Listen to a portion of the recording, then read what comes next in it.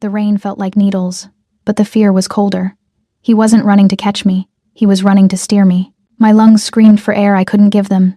Each breath tasted like copper and terror as my feet slammed against the slick pavement, my worn sneakers barely gripping the rain-soaked street. Behind me, I could hear him.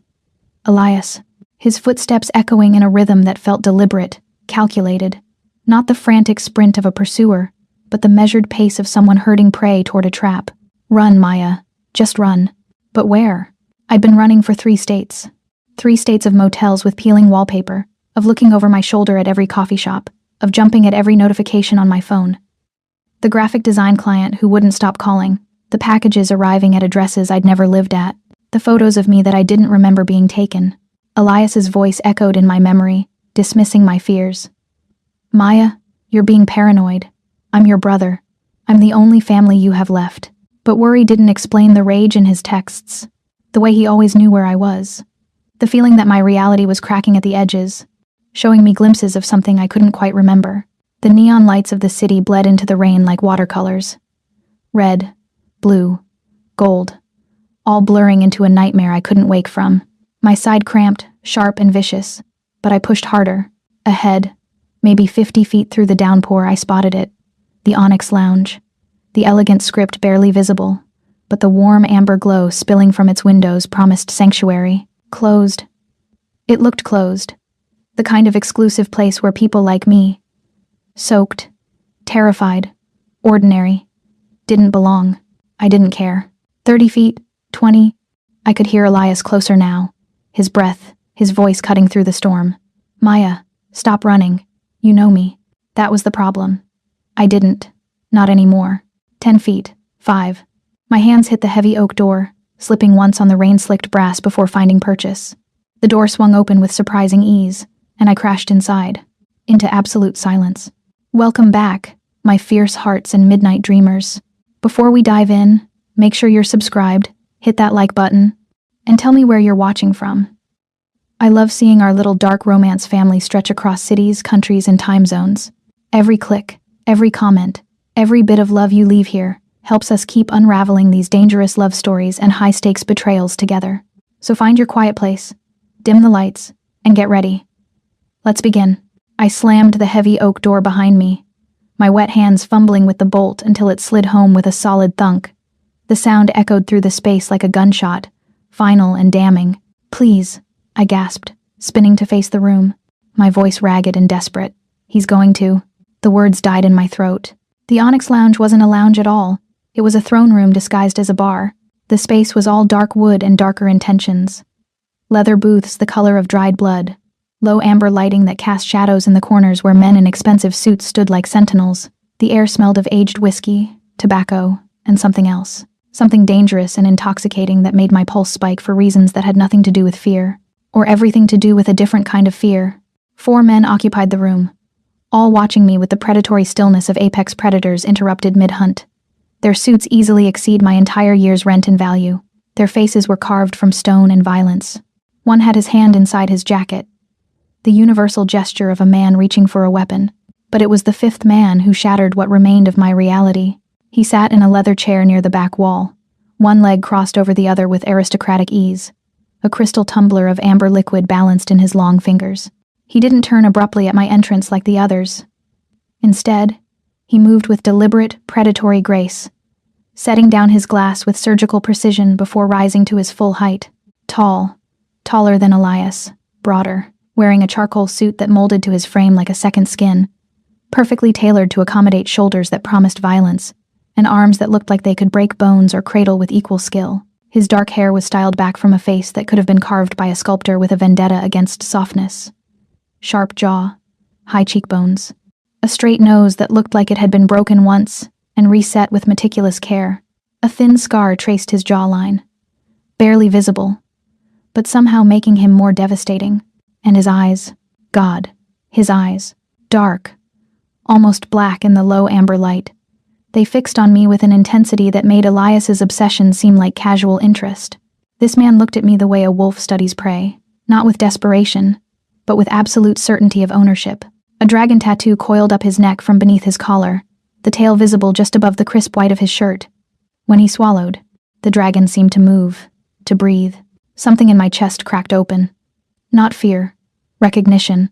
I'm sorry, I managed, hating how my voice trembled. I was acutely aware of how I must look, soaked through, my dark curls plastered to my face and neck, my simple jeans and sweater clinging to me uncomfortably, my chest heaving. I didn't mean to intrude. I just needed. The bang on the door behind me cut off my explanation like a blade. My entire body jerked. I pressed myself harder against the door, feeling the wood shudder as Elias pounded from the other side. Maya! His voice filtered through, sharp with panic and fury. Maya, I know you're in there. Come out. Now. You don't understand what you're doing. The 4 men in suits shifted with practiced precision, their movements coordinated like pieces on a chessboard. The one with his hand in his jacket had fully drawn his weapon now, a sleek black pistol that he kept lowered but ready. But the dark-haired man, the one who commanded the room without saying a word, simply tilted his head slightly. His gaze moved from me to the door behind me, then back to my face. Something flickered in those black eyes. Not surprise, not concern, satisfaction. He glanced at his wrist. Watch that likely surpassed the cost of a car, platinum and precise. And a smile touched his lips. Not warm, not comforting, the kind of smile a predator gives before it strikes. You're 3 minutes late, Maya, he said. His voice matched everything else about him. Deep, controlled, with an undertone of danger that made every hair on my body stand at attention. It rolled through the space like distant thunder, a warning of the storm to come. My mind fractured. 3 minutes late. Late for what? I'd never been here before. I'd never seen this place before. I didn't know this man, but my body knew him. My body went still in a way that had nothing to do with fear and everything to do with recognition. My pulse slowed instead of racing. My breathing deepened, like a wounded animal finally finding its den. I started, but he was already moving toward me. He walked with the fluid grace of an apex predator, each step measured and purposeful, closing the distance between us until he stood close enough that I could feel the heat radiating from his body, smell the intoxicating scent of his cologne, something dark and woody and expensive that wrapped around me like smoke. Up close, he was devastating. Perhaps 35, maybe older, with the kind of presence that made you want to either run or kneel. Every line of his face spoke of control and consequences. Behind me, Elias pounded harder. Maya, please. He's going to kill me. He poisoned me. He said the only way to get the antidote was to bring you here. I didn't have a choice. I froze. The words tumbled through my mind, trying to make sense, trying to form a pattern I could understand. The dark-haired man's lips curved into something that might have been amusement if it weren't so cold. Your brother is correct, he said softly, his voice pitched for my ears alone. I did poison him. A slow-acting neurotoxin. Painful but not immediately fatal. I needed him motivated enough to guide you here, without being obvious about it. My blood turned to ice. What? He was just the sheepdog, Maya. He reached up, and I should have flinched. Should have pulled away, but I didn't. Couldn't. His fingers touched my jaw. Warm, careful, reverent, like handling something precious and broken. But I am the wolf. His thumb traced my cheekbone, and a memory flashed. This same touch, this same hand, but I was laughing, and he was smiling, and there was a ring. Welcome home, Kim Woojin whispered, and my entire reality shattered like glass. The world tilted sideways, not the room, that remained solid, anchored by expensive wood and the weight of armed men. But my reality, the careful construct of 3 years as Maya Morrison, the graphic designer, cracked like ice under pressure. I don't know you, I whispered, but my voice wavered, betrayed me, because my body was a liar. My pulse had slowed the moment his fingers touched my skin. My breathing had deepened. Every cell in my body recognized him, even as my mind screamed, stranger, danger, run. Woojin's thumb traced the curve of my jaw with devastating gentleness. Your mind doesn't remember me, he said softly, his accent wrapping around the words like silk over steel. But your body does. Watch. He pressed 2 fingers to the pulse point at my throat. My breath hitched. Not from fear, but from the electric shock of familiarity that raced down my spine. He counted silently, his dark eyes holding mine, and I watched something like pain flicker across his face. 72 beats per minute, he murmured. You should be at 120. Minimum. After that sprint. After seeing me. After being touched by a stranger. His fingers slid away slowly, reluctantly. But I'm not a stranger, am I, Maya? Your body knows exactly who I am. Behind me, Elias pounded harder on the door. The wood shuddered against my back. Maya, please. The antidote. He said you had to come willingly or he wouldn't give it to me. I'm dying. You have to believe me. The desperation in his voice pierced through the fog of confusion. Elias. My brother. The only family I had left after our parents died in that car accident when I was 19. He'd raised me, protected me, been everything. I turned toward the door, instinct warring with the strange pull Woojin exerted. You poisoned him, I said, and my voice came out harder than I expected. Stronger. You used my brother as bait. Yes. No hesitation. No remorse. Woojin stepped back, giving me space but somehow taking all the air with him. I needed you here. He was leverage. That's monstrous. I am many things, Maya. He moved to the bar, poured a glass of water with movements that spoke of rigid control. But I have never lied to you. Not once in all the years I've known you. He held out the glass. Drink. You're dehydrated. I shouldn't take it. Shouldn't trust anything from this man who admitted to poisoning my brother. But my throat was raw from running, from screaming, from fear. My hand reached out before my mind could stop it. Our fingers brushed as I took the glass. Another shock, another flash, his hands on my waist, lifting me onto a kitchen counter. Sunlight streaming through windows, laughter, the taste of coffee and something sweeter. The glass slipped.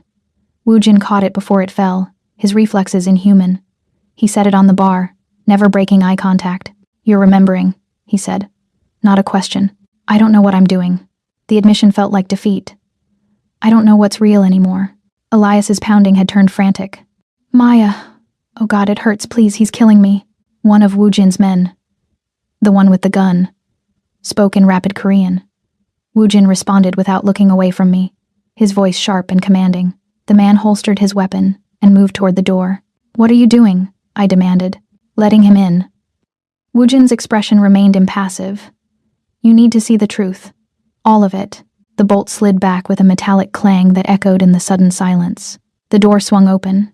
Elias fell through the entrance like a puppet with cut strings, collapsing onto the polished floor in a heap of rain-soaked desperation. His hands clutched his stomach, his face twisted in agony. Sweat poured down his temples despite the cold. Maya, he gasped, reaching for me with shaking hands. Thank God. The antidote. Please. I started forward, but Woojin's hand caught my wrist. Not roughly, but firm enough to stop me cold. Look at him, Maya, Woojin said quietly. Really look. I did. Elias was on his knees, trembling, tears streaming down his face. But his eyes darted to Woojin with something that wasn't just pain or fear. It was calculation, recognition, and beneath it all, fury. You bastard. Elias spat at Woojin, venom dripping from every syllable. You said if I brought her, you'd let me go. You promised. I promised you the antidote, Woojin corrected, his voice cold as winter. And I am a man of my word. He nodded to one of his men, who produced a small vial from his jacket pocket. Clear liquid glinted in the low light. Elias lunged for it, but the man held it just out of reach. First, Woojin said, tell your sister why you really brought her here. Elias's face went white. What? No. I told her. The poison. There is no poison. Woojin's words fell like stones into still water, creating ripples that spread and spread. I never touched you, Elias. You were never in any danger from me. The world stopped. What? My voice barely worked. Woojin's gaze shifted to me, and for the first time, I saw something like regret flicker in those dark depths. I told him I'd poisoned him. I showed him a vial. I described the symptoms, and his guilt did the rest. His attention returned to Elias. The human mind is a powerful thing. Tell her what you believed you were dying from. Tell her why you were so willing to believe me. Elias was shaking his head frantically, his performance of agony forgotten. No, you're lying. I felt it. The pain. Psychosomatic, Woojin said. Your body manifested symptoms because your conscience knew you deserved punishment. He took a step toward Elias, and my brother scrambled backward like a crab. Tell her what you did 3 years ago. Tell her why you owe me a debt written in blood. I don't know what you're talking about. But Elias's voice cracked, broke. Woojin crouched down to Elias's level, his movements predatory and precise. When he spoke, his voice was soft, deadly. I gave you one chance to do this the easy way. To bring her to me and walk away clean. But you're going to make this difficult, aren't you? He stood, brushing invisible dust from his suit. Marco, he said to the man with the gun. Show her. Marco moved to a sleek sound system built into the bar's wall. He pressed a button, and the speakers crackled to life. Static. Then breathing. Then a voice I recognized and didn't recognize at all. My voice. If you are hearing this, the recording said. And the woman speaking sounded nothing like me. Her tone was cold, professional, devoid of emotion. They've wiped your mind. Everything you think you know about the last 3 years is a lie constructed to keep you docile and hidden. Your name is not Maya Morrison. You are not a graphic designer. You are the ghost. And you stole something that could destroy the most powerful criminal syndicate in the Eastern Seaboard. I couldn't breathe. Couldn't think. The voice continued, relentless. Do not trust Elias. He is not your brother. He is your handler, placed by the Choi clan to monitor you after the memory wipe. Everything he's told you about your past, the dead parents, the car accident, growing up together, is fabricated. Run to the man with the dragon tattoo on his neck, Kim Woo-jin. He is the only person you didn't betray. He is your... The recording cut off abruptly. No, I whispered, then louder. No, that's not. I remember my childhood. I remember Elias teaching me to ride a bike. I remember. Implanted memories, Woo-jin said, and there was something raw in his voice now, pain bleeding through the control. The Choi clan has a psychologist on their payroll, Dr. Sarah Kim. She specializes in memory manipulation. You were her masterpiece. I looked at Elias. Really looked. And I saw the truth written in every line of his face. The guilt. The fear. The anger at being caught. Maya, Elias said, and now his voice was different. Harder. The desperate brother act had shattered. Whatever he's telling you, it's not what you think. I was trying to protect you. From what? My voice didn't sound like my own. It sounded like the woman on the recording. Cold, sharp, dangerous. From him. Elias pointed at Woo-jin with a shaking finger. From the Gumsung Syndicate. They're criminals, Maya. Killers. You stole evidence that could bring them all down, and they want you dead for it. I was hiding you, keeping you safe. By lying to me? The words tasted like ashes. By making me think I was someone I'm not? Because the person you were is a killer. Elias scrambled to his feet, desperation making him bold. The ghost isn't some romantic anti-hero. She's a thief and an assassin who's left bodies across 3 continents. I was saving you from yourself. Woo-jin moved so fast I barely registered it. One moment he was standing by the bar, the next. His hand was around Elias's throat, slamming him against the wall with controlled violence that spoke of years of practice. You took her from me, Woo-jin said, his voice dropping to a register that made every man in the room go still. You convinced her to wipe her own memories. You sold her the lie that she was protecting me by disappearing. And then you kept her drugged and docile for 3 years while you sold her secrets to the highest bidder. I was protecting her from you. Elias choked out. Woo-jin's grip tightened. I am her husband. The words hung in the air like a detonation. My knees gave out. I caught myself against the bar. The polished wood, the only solid thing in a world made of lies. You're married, I heard myself say. We're married. Woo-jin released Elias, who crumpled to the floor gasping. When Woo-jin turned to face me, his expression was raw, devastated. All the careful control stripped away to reveal the man beneath the monster. For 4 years, he said quietly. You walked into my club to steal from me. You were 23, beautiful, terrifying. You held a gun to my head and demanded I open the safe. His lips curved into something that might have been a smile if it weren't so broken. I told you I'd give you everything in it if you had dinner with me first. I couldn't speak, couldn't move. You laughed, he continued, taking a step toward me. You said, that's the worst negotiation tactic I've ever heard. And I said, I'm not negotiating, I'm proposing. Another step. Another fracture in my carefully constructed reality. We were married 6 months later in a courthouse in Seoul. You wore a red dress because you said white was for virgins and liars, and you were neither. We built an empire together. You were my queen, my partner, His voice cracked. My everything. The man with the gun, Marco, cleared his throat uncomfortably. The other men studied the floor, the ceiling, anywhere but the raw emotion playing out before them. I looked down at my hands. These hands that were supposedly a graphic designer's. But now I noticed things I'd never questioned before. Calluses in strange places, scars so faint they were almost invisible. the way my fingers automatically curled into a defensive position when startled. "I need proof," I whispered. Woojin reached into his jacket slowly, carefully, and withdrew a phone. He unlocked it with his thumbprint and held it out to me. The screen showed a photo. A woman with my face, but not. She was laughing, her head thrown back, her curls wild and free. She wore a red dress and sat on the lap of a man in a tuxedo. Woojin, younger, smiling in a way that transformed his severe features into something almost boyish. I scrolled. More photos. Us at a shooting range. The woman. Me. Holding a rifle with expert ease. Us in formal wear at what looked like a gallery opening. Us in bed. Her face soft with sleep. His hand on her. My bare shoulder. His expression tender in a way that made my chest ache. "Stop," I said, but I kept scrolling. Couldn't stop. Then I found the video. Just 10 seconds. The woman. Me. Stood in what looked like this very bar.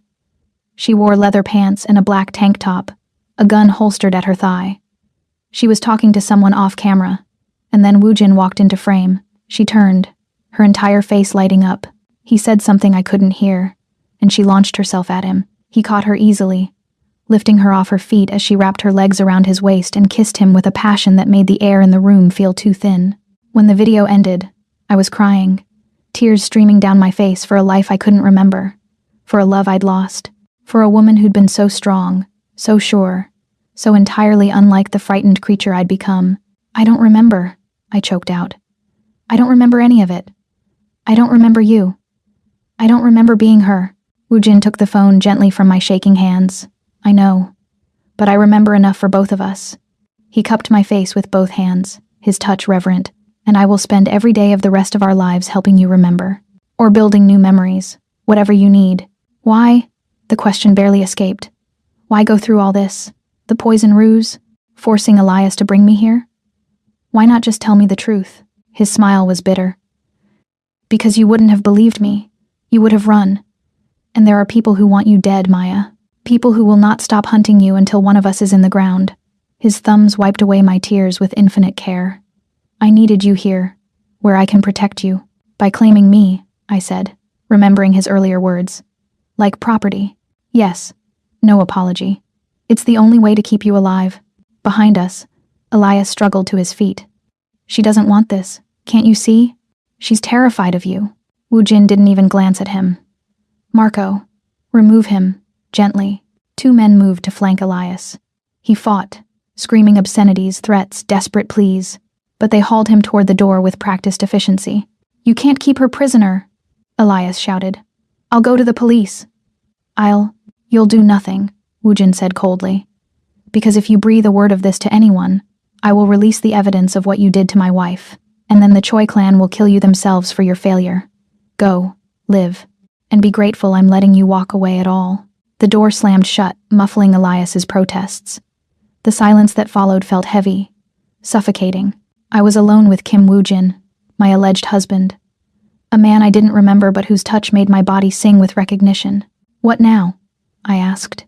He studied me for a long moment, and I watched emotions flicker across his face too quickly to name. "Want. Longing. Restraint. Fear. Now," he said finally. "I take you home." The elevator to Woojin's penthouse moved with the kind of smooth, silent efficiency that spoke of obscene wealth. Glass walls offered a dizzying view of the city sprawling below. Millions of lights flickering against the darkness like fallen stars. I pressed my back against the far wall, as far from Woojin as the confined space would allow, but I could still feel him, the heat of his body, the weight of his gaze. He draped his suit jacket over my shoulders before we left the Onyx Lounge, and it smelled like him. That dark, woody cologne mixed with something uniquely him, smoke and danger and a hint of citrus. I shouldn't have found it comforting. But my body, that traitor, relaxed beneath the weight of the fabric. "You live in the sky," I said, just to break the silence. My voice sounded too loud in the quiet. "I live where people can't reach me without invitation." He stood with his hands in his pockets, that careful stillness radiating from him. "After you disappeared, I stopped sleeping on the ground floor. Couldn't tolerate the vulnerability." The elevator slowed, and the doors whispered open onto a private foyer. Slate tile, recessed lighting, a single piece of abstract art on the wall that looked like violence rendered in crimson and gold. Woojin gestured for me to exit first. a courtesy that felt strange coming from a man who'd orchestrated my psychological kidnapping.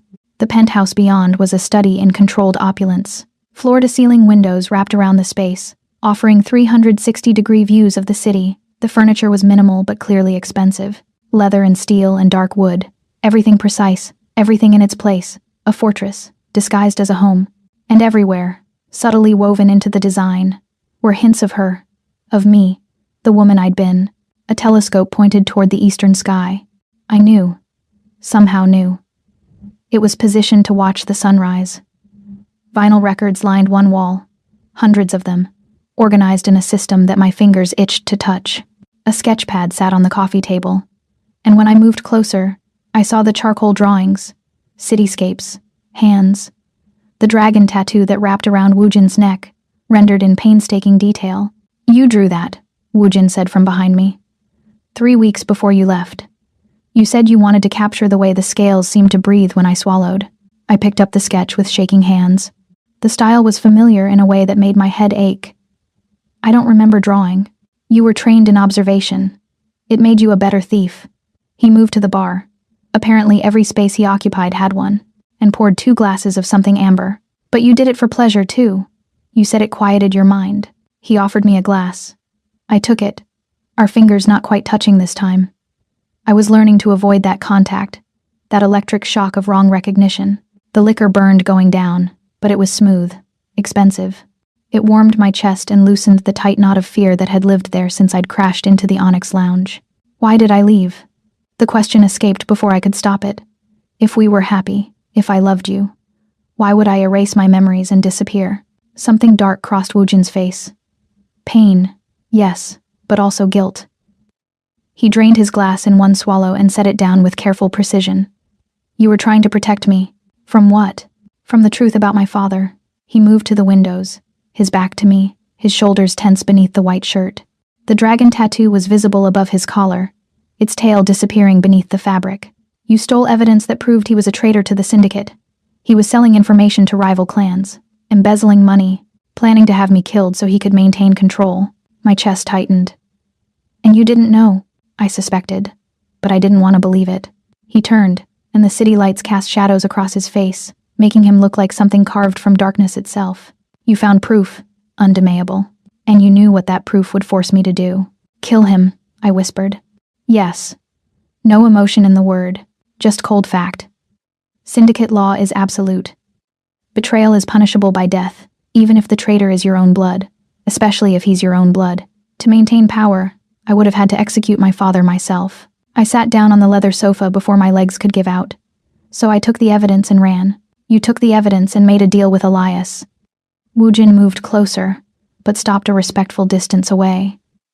"He convinced you that if you disappeared, if you erased yourself and started over, the evidence would disappear with you. The council would have no choice but to let the matter go. My father would face humiliation but not death, and I wouldn't have to be the one to pull the trigger. But that's not what happened." His laugh was bitter. "No. Elias was playing both sides.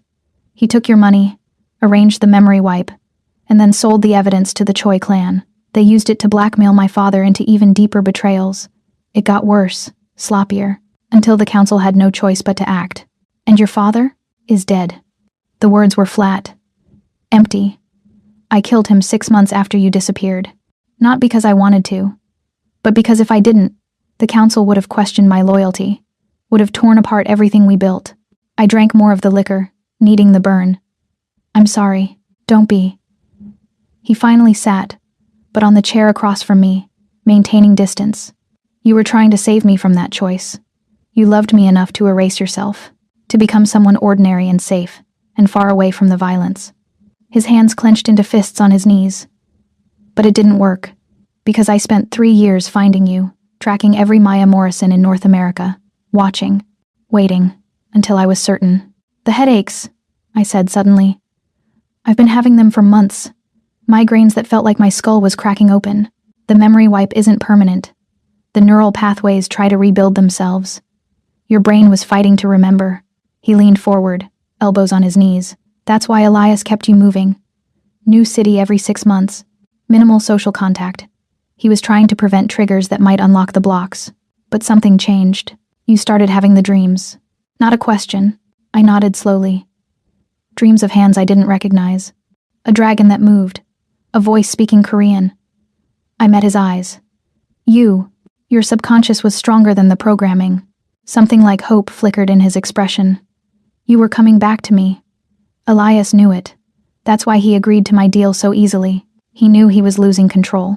I set down the glass, my hands too unsteady to hold it anymore. You said there's a bounty on my head. Why? If the evidence is already out, if your father is already dead, what do I have that's worth killing for? Woojin's expression went carefully blank. You have the originals, the unedited files. And in those files is evidence that the Choi clan was complicit in my father's treason. Evidence that could bring down not just them, but 3 other major clans. I don't remember where they are. I know. But they don't believe that. The council has authorized 7 different contractors to bring you in, dead or alive, though they prefer alive so they can extract the location before they kill you. He stood, moving to the windows again, and I understood now it was his thinking space, where he went to maintain control. Syndicate law states that any asset claimed as personal property by a ranking member cannot be touched without declaring war against that member's entire clan. By claiming you, I've made you untouchable, as long as I'm yours. Yes, I laughed, and it came out jagged. So I traded one cage for another. He turned sharply. You think this is a cage? What else would you call it? You said I can't leave. That I'm your property. That sounds like a cage to me. It's a fortress, he countered, his voice going hard. It's the only thing standing between you and a bullet. I'm sorry if you find protection insulting. Protection would be helping me leave the city, giving me a new identity, letting me disappear again.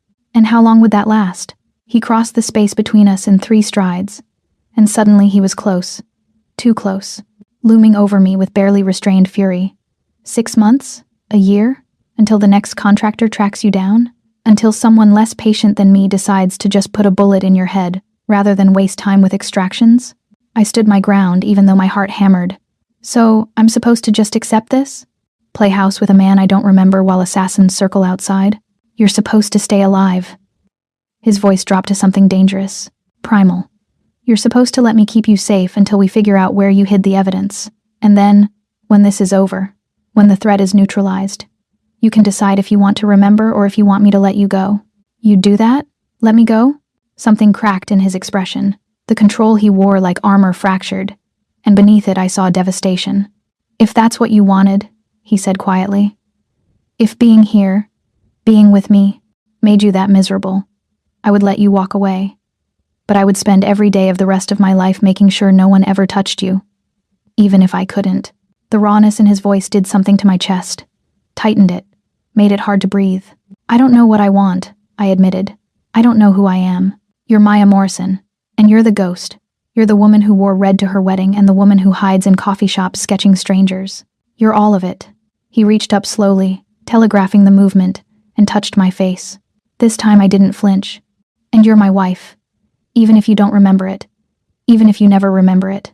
His thumb traced my lower lip, and heat flared low in my belly. My body knew him, wanted him, even as my mind screamed danger. I need to shower, I said, because I needed space, needed to think. I need to change. He dropped his hand immediately, stepping back. Second door on the left. Your clothes are still in the closet. I couldn't. He stopped, started again. I left everything exactly as you had it. I moved past him, feeling the magnetic pull even as I put distance between us. But at the hallway entrance, I stopped. Woojin? He looked at me, and the city lights behind him made a halo of shadow around his frame. Thank you, I said, for not lying to me, for telling me the truth even when it hurt. His smile was small, sad. I told you. I have never lied to you. Not once in all the years I've known you. I nodded and walked down the hallway to the bedroom he'd indicated. The room was a revelation. Where the rest of the penthouse was masculine and minimal, this space was softer.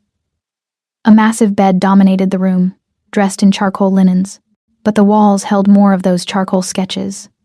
Dozens of them, mounted and framed. Faces of strangers, cityscapes, and Woojin.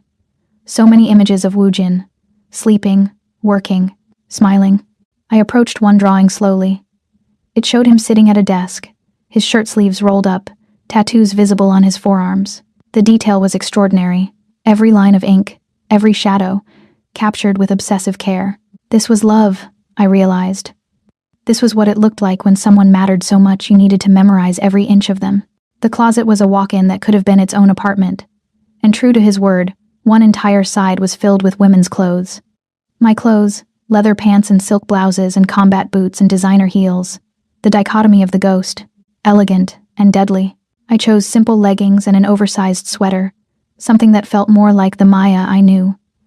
The shower was marble and chrome, with water pressure that felt like heaven against my aching muscles. I stood under the spray until the rain and sweat and fear washed away, leaving only exhaustion behind.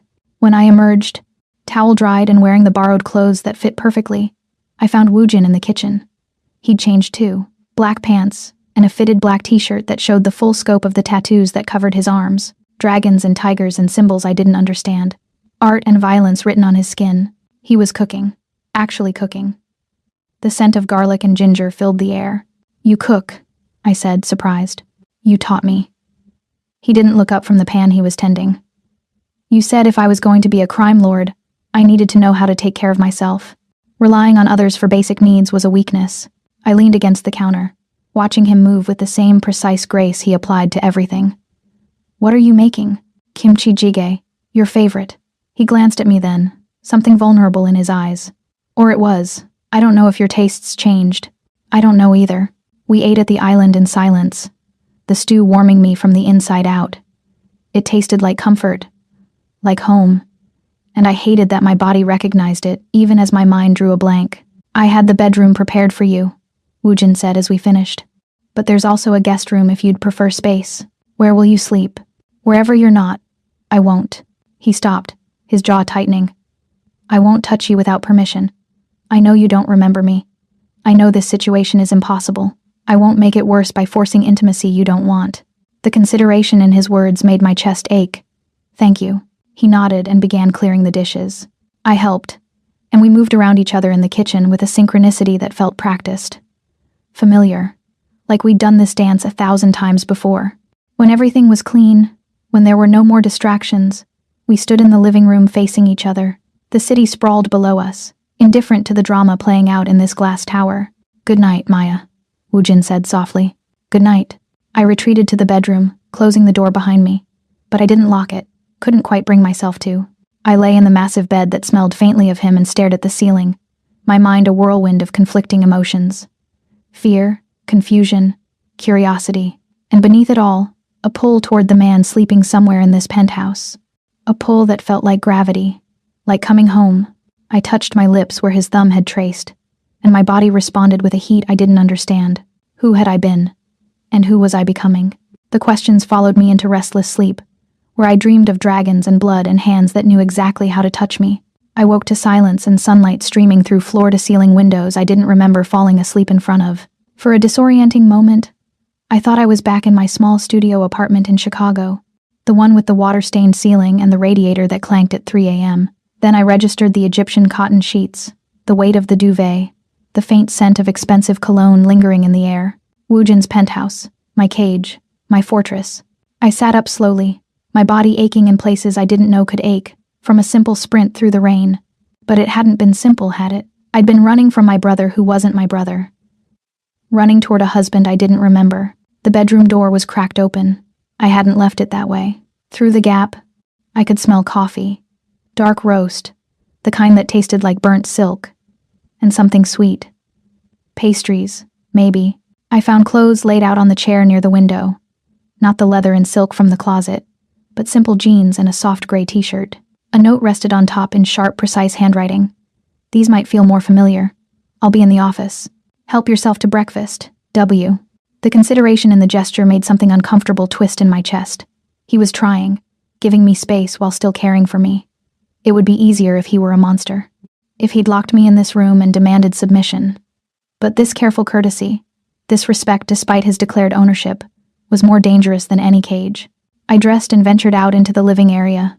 The coffee was still hot in an expensive machine I didn't know how to operate, but next to it sat a simple French press, already prepared, still steeping. He'd thought of that. known that whatever skills the ghost had possessed, operating luxury appliances might not be among them. Pastries sat under a glass dome. Croissants, pain au chocolat, something that looked like it had custard inside. My stomach growled, betraying how little I'd eaten in the past 24 hours. I poured coffee, selected a croissant, and explored. The penthouse in daylight was different. Less fortress, more gallery. Art hung on every wall. Some pieces I recognized as famous. Others I didn't but suspected were equally valuable. A Basquiat, a Kusama, several pieces that looked like they might be original Su Duho installations. And everywhere, woven into the collection, were her pieces, my pieces. Charcoal drawings framed with the same care as the $1,000,000 paintings. I, had been good, really good. The sketches captured not just likeness but essence. A study of hands showed not just anatomy but emotion, tension, tenderness, violence. I found myself drawn to a hallway I hadn't explored the night before. At the end sat a door different from the others, heavier, with a lock that looked complex. I knew I shouldn't. Woojin had given me space, freedom within this gilded prison. Violating his privacy would be wrong, but my hands were already moving, and that should have been my first clue. I crouched in front of the lock, studying it. A standard pin tumbler, nothing fancy. I needed something thin, something with tension. I went to the kitchen, found a drawer that might hold tools, and there, almost like he'd left them for me, were a tension wrench and a pick. My hands knew what to do. My fingers moved with muscle memory I didn't consciously possess, manipulating the pins with practiced ease. The lock clicked open in under 30 seconds. I sat back on my heels, staring at my hands like they belonged to someone else. Because they did. They belonged to the ghost. The door swung open silently, and I stepped into a room that stopped my breath. It was a shrine, but not the creepy kind with photos plastered on walls and obsessive notes. This was a curated collection of her. My life. Vinyl records lined floor-to-ceiling shelves, hundreds of them, organized by some system I'd have to examine to understand. A record player sat on a table near the window, expensive, vintage, the kind audiophiles paid thousands for. But it was the walls that destroyed me. They were covered in sketches. Not just displayed, covering every inch of space, cityscapes and portraits and abstract forms.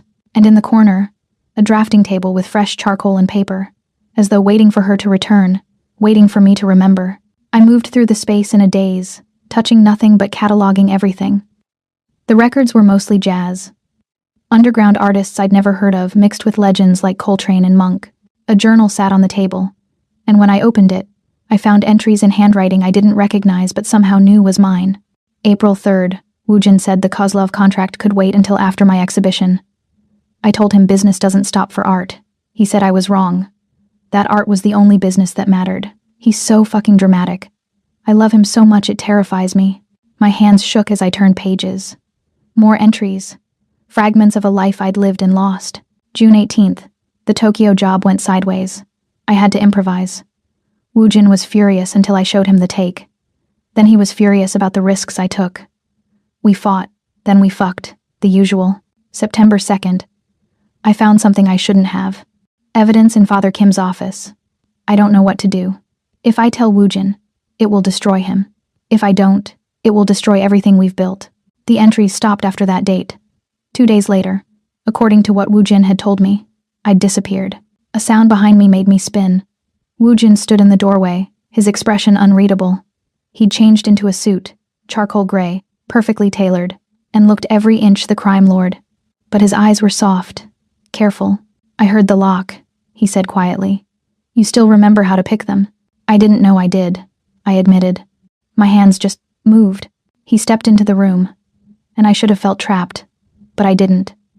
He moved to the record player, his fingers trailing over the albums with reverence. You collected these for years.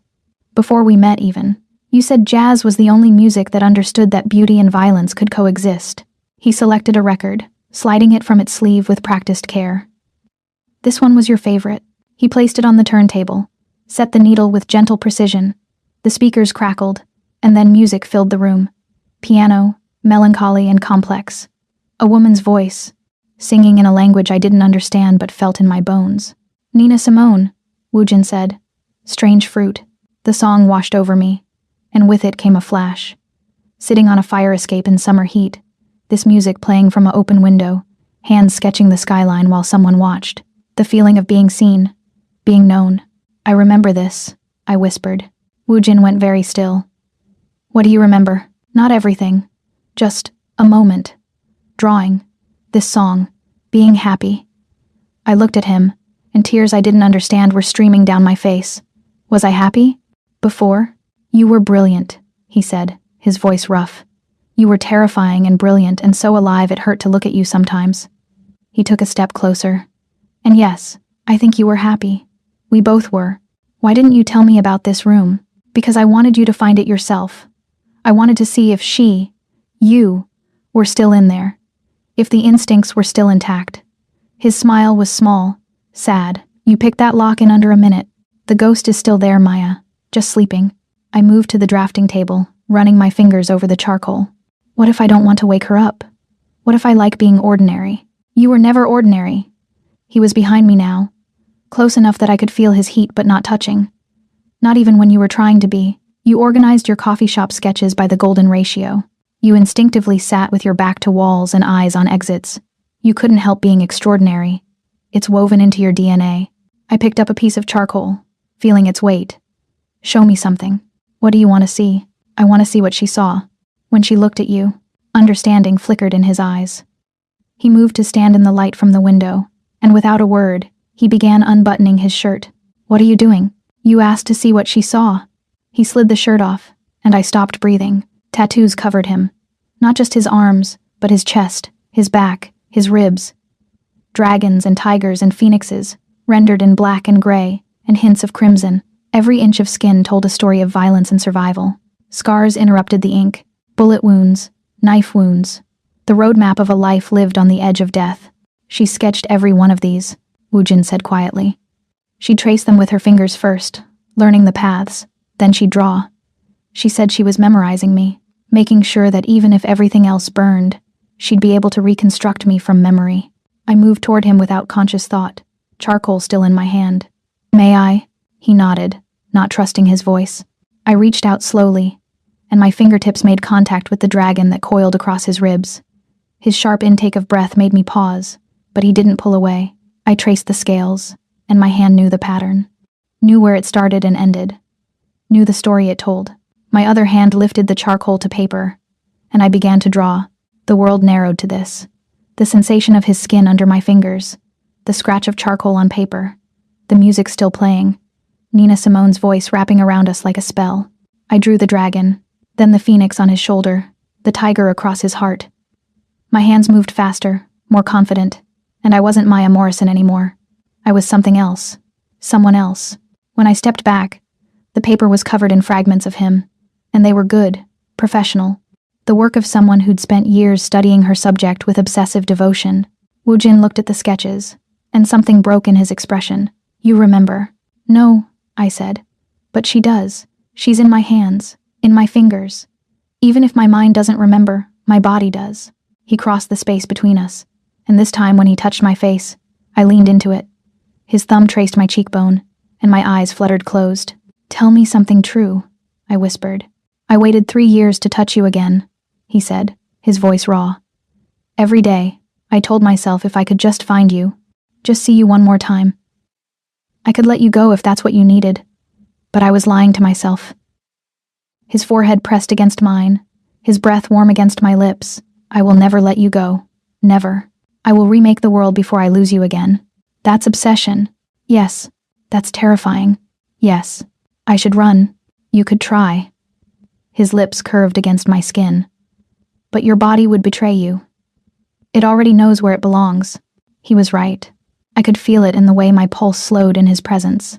The way my breathing synced to his. The way every cell in my body screamed home when he touched me. This is insane, I said. I know. I don't even know you. You know me better than anyone ever has. You just don't remember it yet. The music swelled, piano and voice building to something heartbreaking and beautiful. Woojin's hand slid into my hair, cradling my skull with devastating gentleness. I won't kiss you, he said. Not until you remember why you married me. Not until you choose me with full knowledge of who I am and what that means. Disappointment and relief warred in my chest. What if I never remember? Then I will court you. I will make you fall in love with me again. I will do whatever it takes for as long as it takes. His smile was small but real. I can be patient when the prize is worth it. And Maya, you have always been worth everything. I pulled back, needing space, needing air. I need to know more. About her, about us, about what happened, then ask. He retrieved his shirt, slipping it back on with fluid grace. I will tell you anything you want to know. The evidence I stole. What happened to it? His expression went carefully neutral. You hid it somewhere before the memory wipe. You left yourself clues, but they were encrypted. We've been trying to decipher them for 3 years. I have people, specialists, the best in the world. He buttoned his shirt with precise movements. But you were better. You knew how your own mind worked. You left clues that only you could interpret. Do you have them? The clues? He studied me for a long moment, then nodded. In my office. I was looking at them this morning, actually, hoping your return might help unlock them. Show me. Are you sure? Once you see them, once you start down this path, there's no going back. You'll either remember everything, or you'll have to live with the knowledge that you might never. I looked at the sketches scattered across the drafting table, at the evidence of a woman who'd loved so deeply she documented every inch of her husband's skin, who'd been willing to erase herself to protect him. Show me, I repeated. I need to know who she was, because I stopped, swallowed. I think I might need to become her again, to survive this. Woojin's smile was proud, fierce. There she is. There's my ghost. And for the first time since I'd crashed into the Onyx Lounge, I felt something other than fear. I felt purpose, direction. I felt like waking up. Woojin's office was exactly what I'd expected, and nothing like it at the same time. The room occupied an entire corner of the penthouse, glass walls offering views of the city in 2 directions. But unlike the rest of the space, this room was a fortress. I could see the seams where blast panels could drop, the subtle reinforcement in the glass that spoke of bulletproofing. This was where he made decisions that shaped the criminal underworld. A massive desk dominated the center, dark wood that looked like it had been carved from a single tree. Multiple monitors displayed information I didn't understand. Security feeds, stock tickers, what looked like shipping manifests in multiple languages. But it was the wall behind the desk that made my breath catch. Every surface was covered in papers, photos, maps. Red string connected various points in a pattern that looked like a madman's conspiracy theory but felt somehow methodical, purposeful. This is my obsession, Woojin said quietly, gesturing to the wall. 3 years of trying to find you, trying to decipher what you left behind. I moved closer, studying the collection. Photos of me, of Maya Morrison, in various cities. Chicago, Seattle, Portland. Always alone, always cautious. Security footage stills showing me in coffee shops, libraries, grocery stores, living a life so ordinary it had to be deliberate. You've been watching me, I said. Not an accusation, just a fact, for the last 8 months. Once I confirmed you were alive, I had to be sure you were safe, that no one else had found you. He stood beside me, close enough that I could feel his heat. Every day I wanted to approach you, to talk to you, but I knew you wouldn't remember me. Knew you'd run, so you orchestrated the entire confrontation with Elias. Yes, that's... I stopped, searching for the right word. Terrifying, controlling, manipulative. Yes.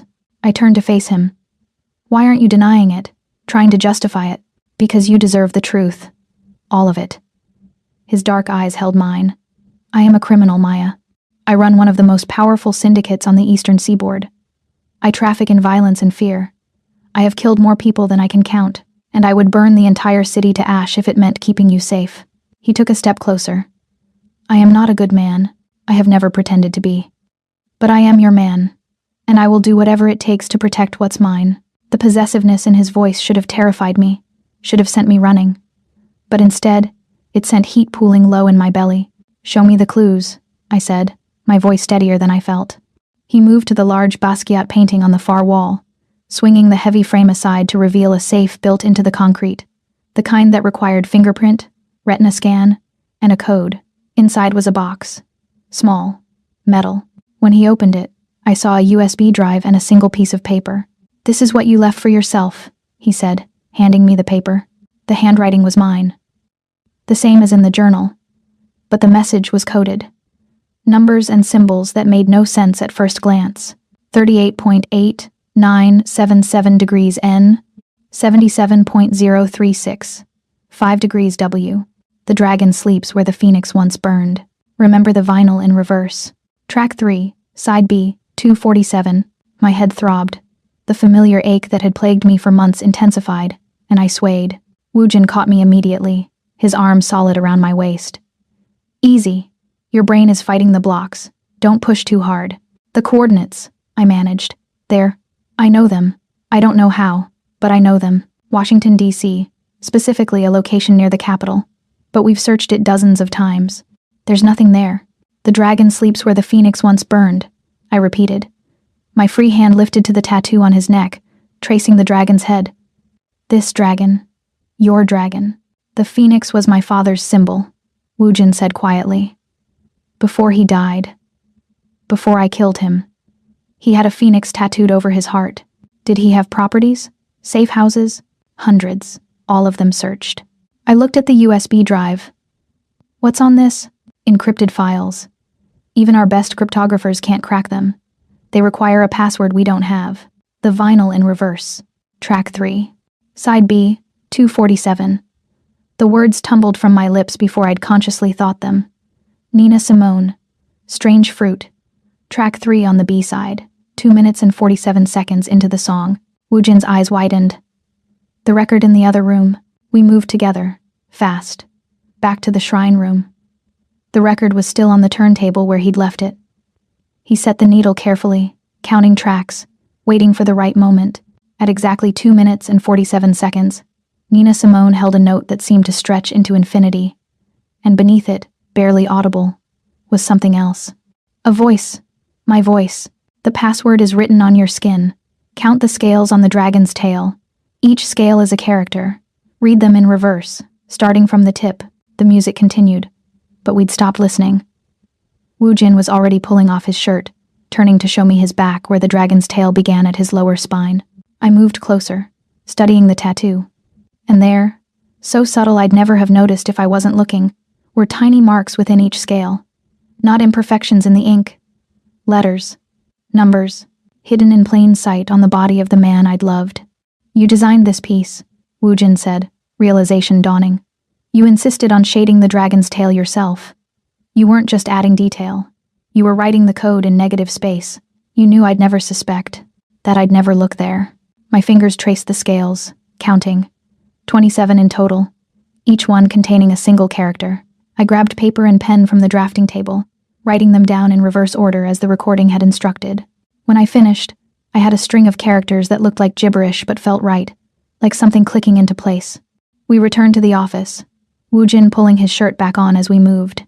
He inserted the USB drive and brought up the encryption prompt. I typed the password with shaking hands. The files opened. There were thousands of documents, financial records, recordings, photos.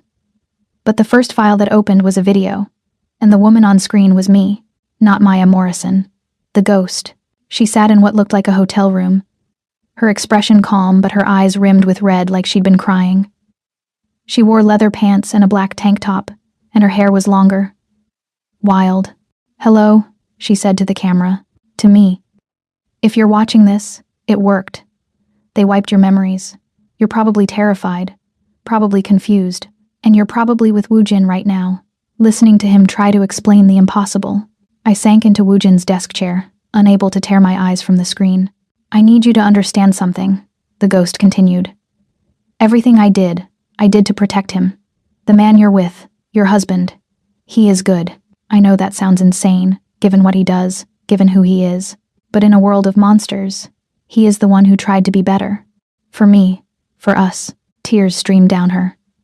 My face on the screen.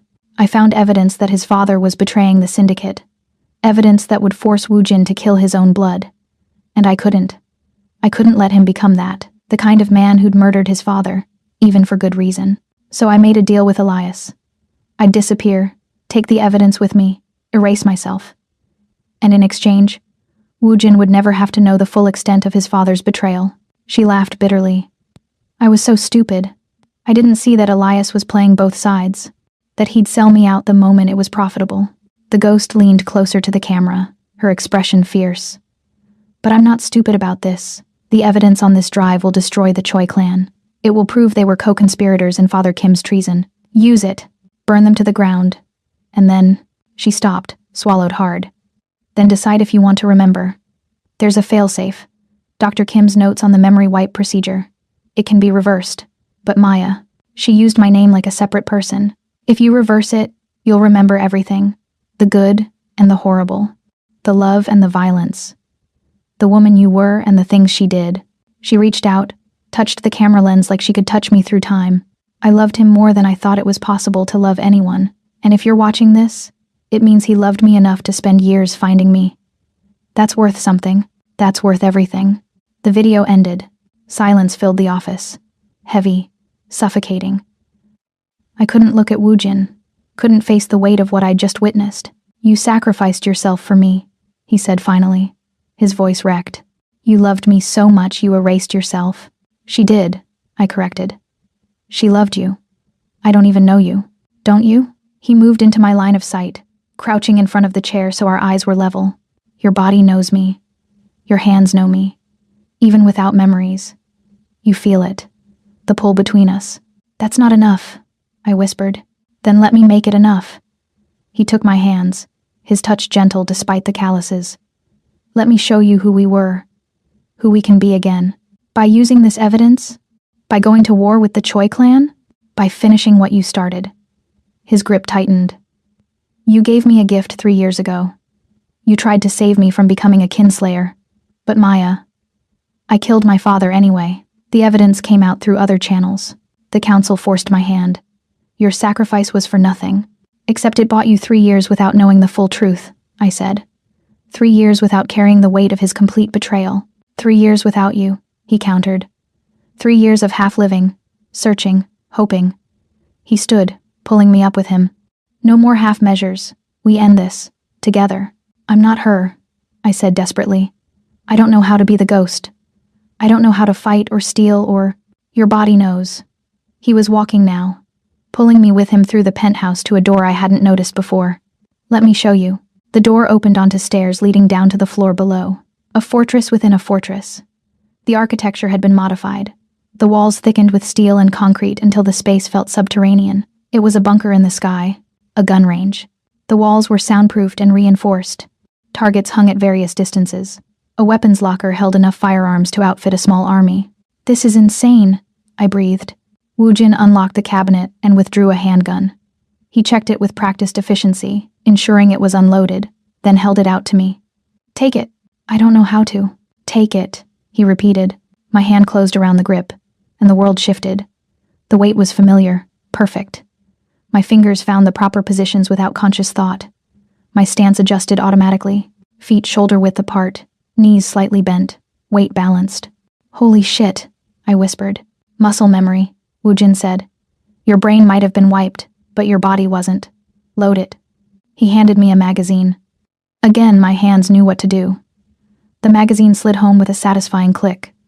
I chambered around, keeping the weapon pointed downrange. Fire when ready, Woojin instructed. I sighted down the barrel at a target maybe 20 feet away. Exhaled slowly. Squeezed the trigger. The shot was center mass. Perfect. I fired again. And again. Each shot finding its mark with precision that shouldn't be possible for someone who claimed not to know guns. When the magazine was empty, I lowered the weapon, hands shaking. I don't understand. You were trained, Woojin said simply. Years of training. Hundreds of hours on the range. Thousands of rounds fired. You can't erase that kind of conditioning with a simple memory wipe. He took the gun gently from my shaking hands and set it aside. Then he did something I didn't expect. He reached into the weapons cabinet and withdrew another gun. He checked it, loaded it, and pressed it to his own chest. Right over his heart, right where the phoenix tattoo had once been on his father's body. What are you doing? Panic spiked through me. Giving you a choice, he said calmly. You said you don't know me, don't trust me. So I'm giving you the power. If you truly believe I'm a monster, if you believe I'm keeping you here against your will for purely selfish reasons, pull the trigger. End this. The safety is off. One squeeze, and you're free. You're insane. I'm desperate. His eyes held mine, dark and infinite. I have waited 3 years, Maya. I have turned over every stone, explored every lead, refused every potential alliance that might have meant giving up the search. I have remained faithful to a woman who didn't remember me, who might never remember me. His free hand came up to cradle my face. So yes, I'm insane, but I'm yours. And I'm giving you the choice. Shoot me or trust me. My hands lifted to the gun. His finger moved to the trigger guard, ready. The metal was cold against my palms. I could kill you, I whispered. You could. You have the skill. I'm not wearing a vest. At this range, you wouldn't miss. Then why? Because you need to know you have power here. Real power. Not the illusion of choice, but actual control. His thumb stroked my cheekbone. I took your memories. I manipulated events to bring you here. I claimed you as property to keep you alive. But Maya, I will not keep you if you truly want to go. Even if it destroys me. The headache that had been building exploded into something catastrophic. Pain lanced through my skull, and with it came a memory. Not a flash. A full, vivid recollection. Standing in this same room. Woojin behind me, his arms around me, adjusting my grip, his breath warm against my ear. You're pulling left. Relax your shoulder. Me laughing. I'm perfect and you know it. Him turning me around, the gun clattering to the floor. You're perfect, and I love you, and if anything ever happened to you, I'd burn this city and everyone in it. Me kissing him. You're so dramatic. I love you too, you ridiculous man. The memory slammed into me with such force I gasped. The gun slipped from my hands. Woojin caught it smoothly, safing it before it could discharge, and I collapsed against his chest. I remembered. I sobbed into his shirt. Just one moment. But I remembered. His arms came around me, strong and solid and safe. Tell me, I told him. Every detail. The laughter and the love and the easy intimacy of two people who'd built a life together. When I finished, he was trembling. Do you believe me now? That what we had was real? I don't know what I believe, I admitted. But I know. I know I'm not leaving. Not yet. I need to remember more. I need to understand who she was, who we were. Then let me help you remember. He tilted my face up, his thumb tracing my lower lip. Your body knows me. Let it teach your mind. I don't. I'm not ready for. Not that, he said quickly. I told you. I won't touch you like that until you remember why you married me. But let me hold you. Let me trigger the muscle memories. Sometimes the body has to lead before the mind can follow. It was dangerous. I knew it was dangerous. But I was tired of fighting the pull. Tired of pretending my body didn't recognize him on some fundamental level. Okay, I whispered. He led me back upstairs, past the living area, to the bedroom, the massive bed that smelled like him. He lay down first, on his back, and held out a hand. I took it, let him pull me down beside him. And when he wrapped his arms around me, tucking me against his chest, my body melted into him like it had been waiting for this, for home. Tell me about us, I said into the darkness. Tell me everything. And he did. His voice low and rough, he told me about the night we met, the way I'd held a gun to his head and demanded entry to his private office, how I'd been there to steal financial records but had walked away with his heart instead. He told me about our wedding, how I'd refused a traditional ceremony and demanded we elope, how I'd worn red and he'd worn all black and the judge had looked terrified of us both. He told me about the jobs we'd run together, the near misses and the celebrations, the fights and the reconciliations, the life we'd built in the shadows. And as he spoke, more memories surfaced, fragments and flashes, the taste of his kiss, the sound of his laugh, the feeling of his hands on my skin. I fell asleep wrapped in his arms, in his voice, in the growing certainty that the woman I'd been had loved this man with a ferocity that transcended memory. And maybe, just maybe, I could love him again. In my dreams, the ghost smiled at me. And for the first time since I'd woken as Maya Morrison, I smiled back. I woke to the sound of my phone, vibrating against the nightstand. A phone I didn't remember owning until Woojin placed it there yesterday, preloaded with a single contact. His name glowed on the screen at 3 a.m, but when I reached for it, the notification showed a message from an unknown number. I know what he told you. I know what he showed you. But there are things he's keeping from you, Maya. Things about the child. Meet me at the old metro station on 5th. Come alone, or you'll never know the truth about what happened 3 years ago. E. My blood turned to ice. Child. The word sat in my chest like a stone, heavy and inexplicable. I looked at Woojin sleeping beside me. his face softened by vulnerability I'd only seen in these stolen hours of darkness. The dragon on his neck rose and fell with each breath, and my fingers ached to trace it again, to ground myself in the man who'd spent 3 years searching for a ghost. But doubt was a poison all its own. I slipped from the bed with the stealth my body remembered even if my mind didn't. The penthouse was silent, except for the distant hum of the city below, and I dressed in the dark. Jeans, a black sweater, boots that felt like they'd been made for running, or fighting. In the entryway, I found Woojin's jacket draped over a chair. My fingers dipped into the pocket, closing around the heavy fob of his sedan, and I told myself I was just going to listen. I told myself I wasn't betraying the man who'd given me truth wrapped in violence and called it protection. The elevator descent felt like falling. The parking garage smelled of concrete and expensive machinery, and I chose the most inconspicuous vehicle, a black sedan that would surpass most people's houses in value, yet it didn't scream syndicate boss. The engine purred to life, and I was moving before I could second-guess myself. The city at this hour was a different creature. Neon bled into rain-slicked streets, and the few people I passed looked like shadows of themselves. Addicts, sex workers, the desperate and forgotten. The old metro station on 5th had been closed for renovations 2 years ago and never reopened, its entrance a gaping mouth of darkness that swallowed light and hope in equal measure. I parked 3 blocks away and walked the rest. My hands stayed in my pockets, fingers wrapped around the small canister of pepper spray I'd found in the sedan's glove box. Woojin's men would have guns, I realized, would have real weapons, but he'd given me this. Something I could hold without remembering how to kill. Elias waited under the broken streetlight at the station entrance, and for a moment, he looked like the brother I remembered.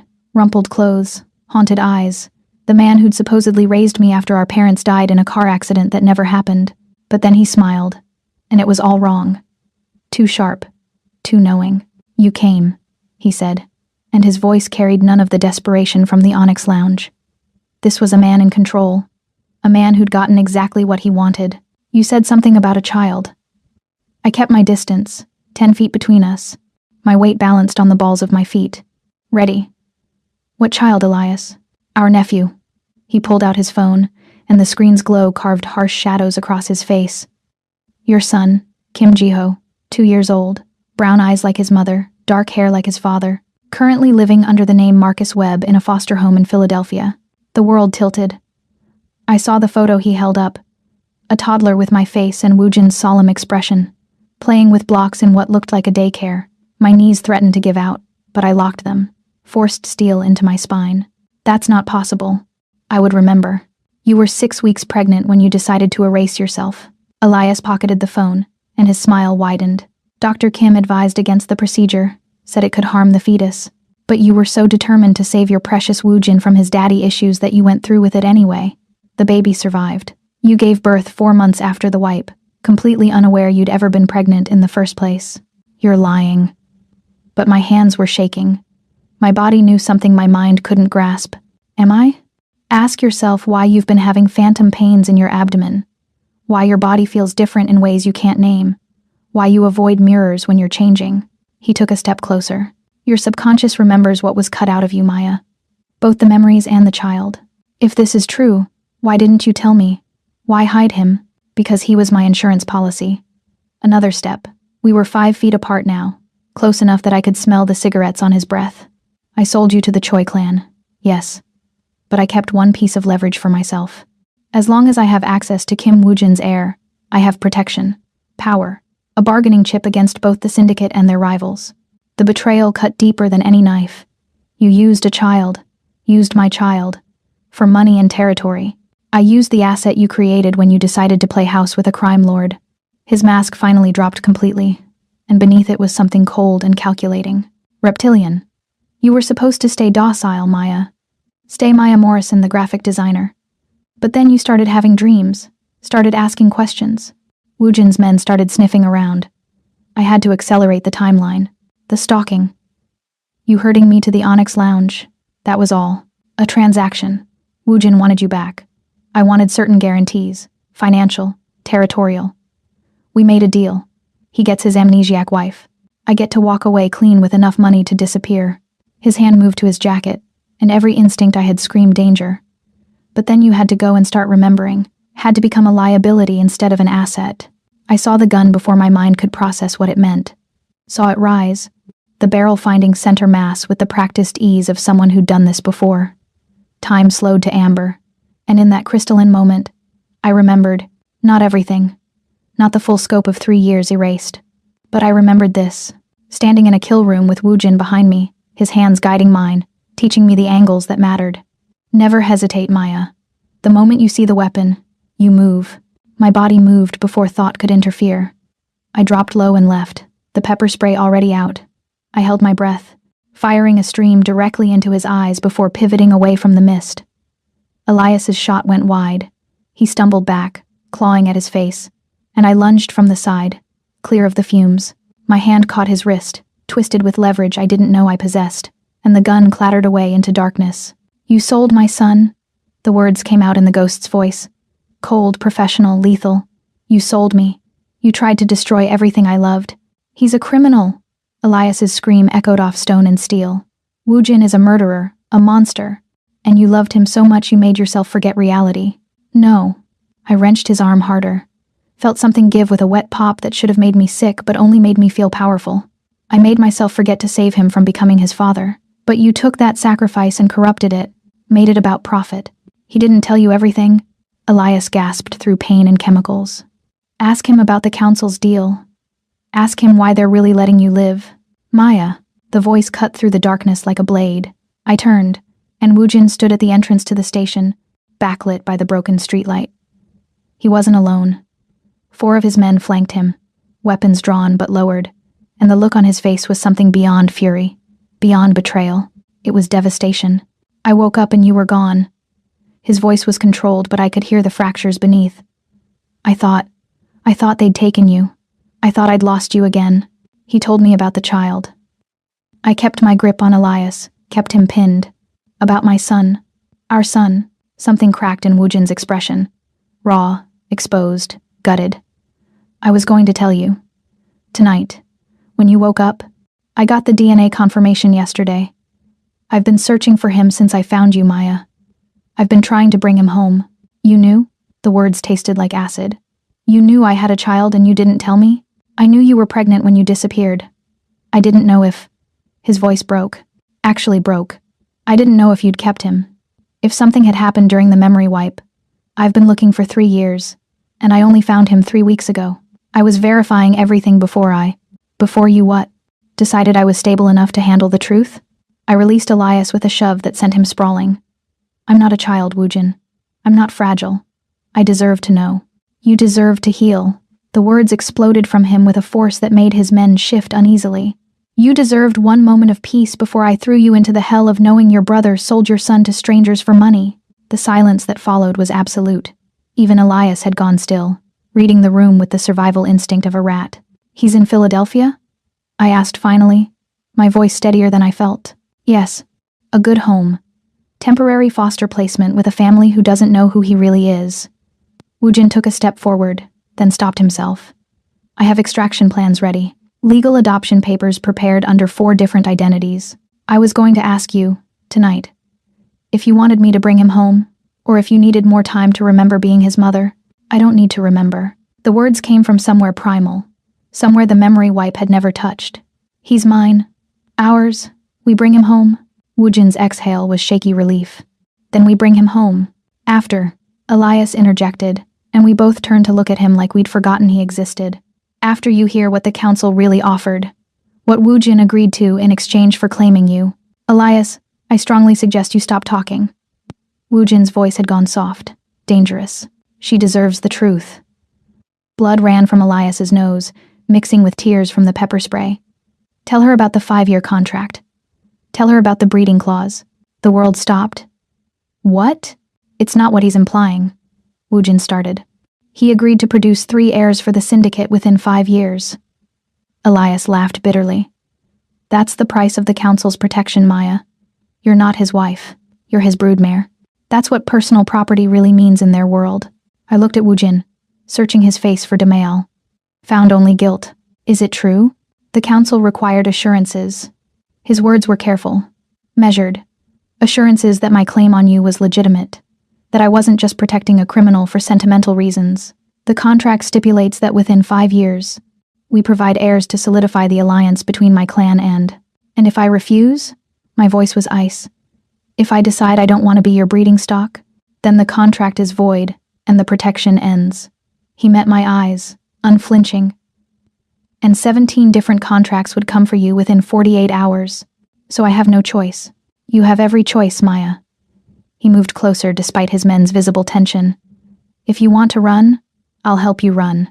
I'll give you new identities, new lives for you and Jiho. I'll dismantle every contract hunting you, even if it costs me everything. But if you stay, if you choose me, it has to be real. The council will know if it's performance. 3 heirs in 5 years. I laughed, and it sounded wrong even to my own ears. And one already exists. If I present Jiho to the council, prove his lineage predates the contract, they'll have to accept him as the first. Then I just need to give you 2 more? Don't. The word was quiet but absolute. Don't reduce what we had, what we could have again, to a transaction. But that's what it is, isn't it? That's what I am. A transaction dressed up in romance and destiny. I turned away, unable to look at him anymore, unable to see the truth in his face. Elias started to laugh, full-bodied, wheezing laughter that spoke of victory and madness in equal measure. See? You can't even deny it. The great Kim Woo-jin, who burned half the eastern seaboard to find his lost love, and it all comes down to a breeding contract and political necessity. Woo-jin's gun appeared so fast I barely registered the movement. The shot was precise, surgical, through Elias's shoulder, pinning him to the concrete. His laughter transformed into a scream. That, Woo-jin said softly, is for touching what's mine. He fired again.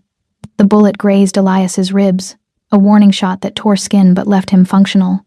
Elias's scream doubled. That is for selling my son. Another shot. Thigh. The screaming turned to sobbing. That is for 3 years of her pain. Stop. My voice cut through the violence. Woo-jin, stop. He turned to look at me, and the man I saw was the monster everyone feared. Cold, controlled, capable of infinite cruelty.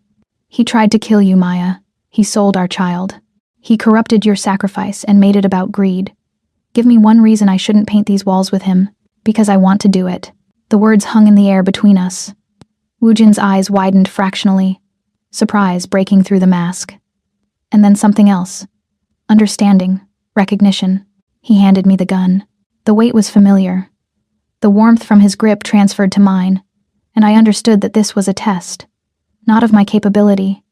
My body had already proven it remembered how to fight. This was a test of who I would become. If I'd stay Maya Morrison, who painted in coffee shops, or if I'd embrace the ghost who'd loved a crime lord enough to erase herself for him. I walked to where Elias lay bleeding and crouched down to his level. He looked up at me through tears and pain, and for a moment, I saw the man who'd pretended to be my brother, the man who'd fabricated memories of teaching me to ride a bike, of protecting me after non-existent parents died, the man who'd sold a child for territory. You took everything from me, I said quietly. My memories, my identity, my son. You made me small and afraid and ordinary. But you know what? You failed. I pressed the barrel to his forehead, right between his eyes, because even without memories, even as Maya Morrison, I was never ordinary. I was just sleeping. Maya. His voice broke on my name. Please. I'm sorry. I was desperate. I was scared. You were greedy. I pulled back the hammer with my thumb.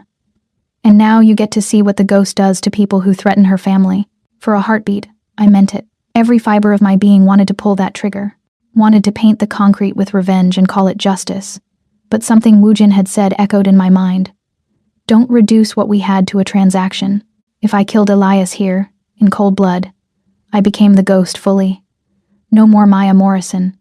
No more choice about who I wanted to be. I'd be the monster the council expected, the weapon Woo-jin needed, the killer my body remembered how to be. But I'd also be the mother my son needed to stay hidden from, the woman who couldn't separate love from violence.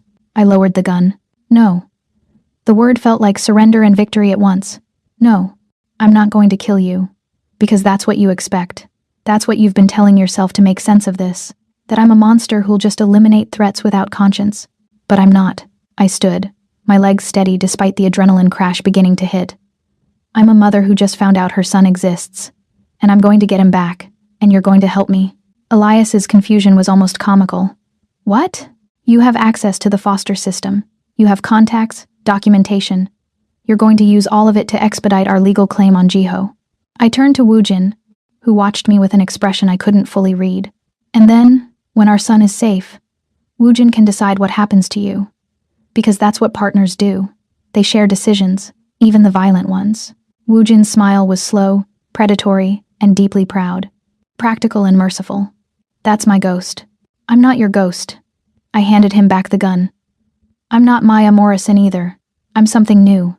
Something that remembers how to fight, but chooses when to kill. And right now, I choose to get my son back. He holstered the weapon and closed the distance between us in 2 strides. His hands cupped my face, and his kiss was not gentle. It was claiming, desperate, a brand that said mine in every language that mattered. When he pulled back, his forehead pressed against mine. 3 heirs in 5 years, he murmured. But not because of a contract, because I want a family with you. Because I want to watch you grow round with my children and know that this time, I get to be there. I get to protect you both. Sweet words for a crime lord. True words for my wife. He kissed me again, softer this time. I will annul the council's contract. I'll find another way to guarantee your protection. You are not livestock, Maya. You are going to agree to it anyway. I pulled back enough to see his face, to watch the shock register. But on my terms. We get Jiho back first. Then I decide if I want more children. And if I do, it's because I want a family. Not because some ancient criminals think they can dictate my womb. The council won't accept. The council will accept what I tell them to accept. I felt the ghost rising in my voice, sharpening my words to weapons. Because I have something they want more than heirs. I have the evidence that can destroy them. And I'm going to use it. The foster home in Philadelphia was painted a cheerful yellow that seemed obscene against the gray November sky. A tire swing hung from an oak tree in the front yard, swaying gently in the wind, and children's laughter filtered through the windows. Sounds of innocence that made my chest ache with something primal and terrifying. My son was behind those walls. The child I'd carried and given birth to, without any memory of the process. The ghost's legacy, grown into a toddler who knew nothing of his parents beyond whatever fabricated story Elias had provided. We wait for the signal. Woojin's voice was calm beside me, but his fingers drummed against the steering wheel of the rental car. A tell that most people wouldn't notice, but I was beginning to recognize. Anxiety. Controlled but present. Marco is inside, posing as a social services inspector. Once he verifies Jiho's identity and location within the house, we move. We should have just taken him. My hands clenched in my lap, nails digging into palms. Walked in there and taken what's ours. And traumatized him? Woojin's hand covered mine, stilling the violence. He's 2 years old, Maya. He doesn't know us. If we grab him like criminals, he'll be terrified. We do this legally, carefully. We become his parents, not his kidnappers. The logic was sound, but everything in me screamed to run into that house and gather my child into my arms. To verify he was real. That this wasn't another elaborate lie in a life constructed from falsehoods. What if he doesn't like me? The question escaped before I could stop it. Small and afraid in a way the ghost never was. What if he looks at me and knows I forgot him? Then we teach him to love us. Woojin's voice was certain, absolute. The same way I taught you to love me the first time, with patience and persistence and more attention than any sane person should give. You didn't teach me to love you. I just did. Then we trust that. He raised my hand to his lips, kissed my knuckles with reverence that felt like prayer. We trust that blood calls to blood, that some bonds exist beyond memory or reason. His phone buzzed. A text from Marco. Target verified. Northeast bedroom, 2nd floor. Foster mother is cooperative. Proceed. Now? I was already reaching for the door handle. Now. Woojin's hand caught my arm, held me for one more moment. But Maya. Whatever happens in there, however he reacts, we walk out of this house with our son. Legal or not, peaceful or violent. Do you understand? I understood perfectly. Saw the same desperation in his eyes that I felt in my chest. We'd both lost too much already. There would be no losing this. The foster mother was exactly what I'd expected. Kind-faced, probably mid-50s. The type of woman who dedicated her life to caring for broken children. She met us at the door with Marco beside her, his fake credentials putting her at ease even as his eyes scanned for threats with professional paranoia. Mr. and Mrs. Kim? She smiled warmly, gesturing us inside. I'm Margaret Webb. I've been caring for Marcus, Jiho, for about 6 months now. Such a sweet boy. Quiet, very observant, never cries, even when the other children are fussy. Never cries. The words hit me like a punch. What kind of trauma taught a 2-year-old not to cry? We'd like to see him. My voice came out steadier than I felt. Please. Margaret led us through a house that smelled like crayons and cookies, past walls covered in children's artwork and photos of smiling kids who'd passed through her care. A living room full of toys, a kitchen with a breakfast table set for 8. This was a good place, I realized. A safe place. And we were about to disrupt it, with violence and truth. The stairs creaked under our weight, and I could hear voices from above. A woman singing, off-key but tender, and a small voice attempting to echo her. My heart seized. He's with my assistant, Margaret explained. We were reading stories before nap time. She opened the door to a bedroom painted soft blue, with a crib in one corner and a toddler bed in the other. Stuffed animals lined shelves, and a mobile of stars hung from the ceiling. And there, sitting on the floor with a picture book, was my son. He had my skin, several shades darker than Woojin's, and my nose, but his eyes, those serious, ancient eyes, were pure Kim. His hair was black silk, slightly curly, and he wore tiny jeans and a sweater with a dinosaur on it. He looked up when we entered, and his gaze went immediately to Woojin. Not me. Woojin. I watched something extraordinary happen on my husband's face.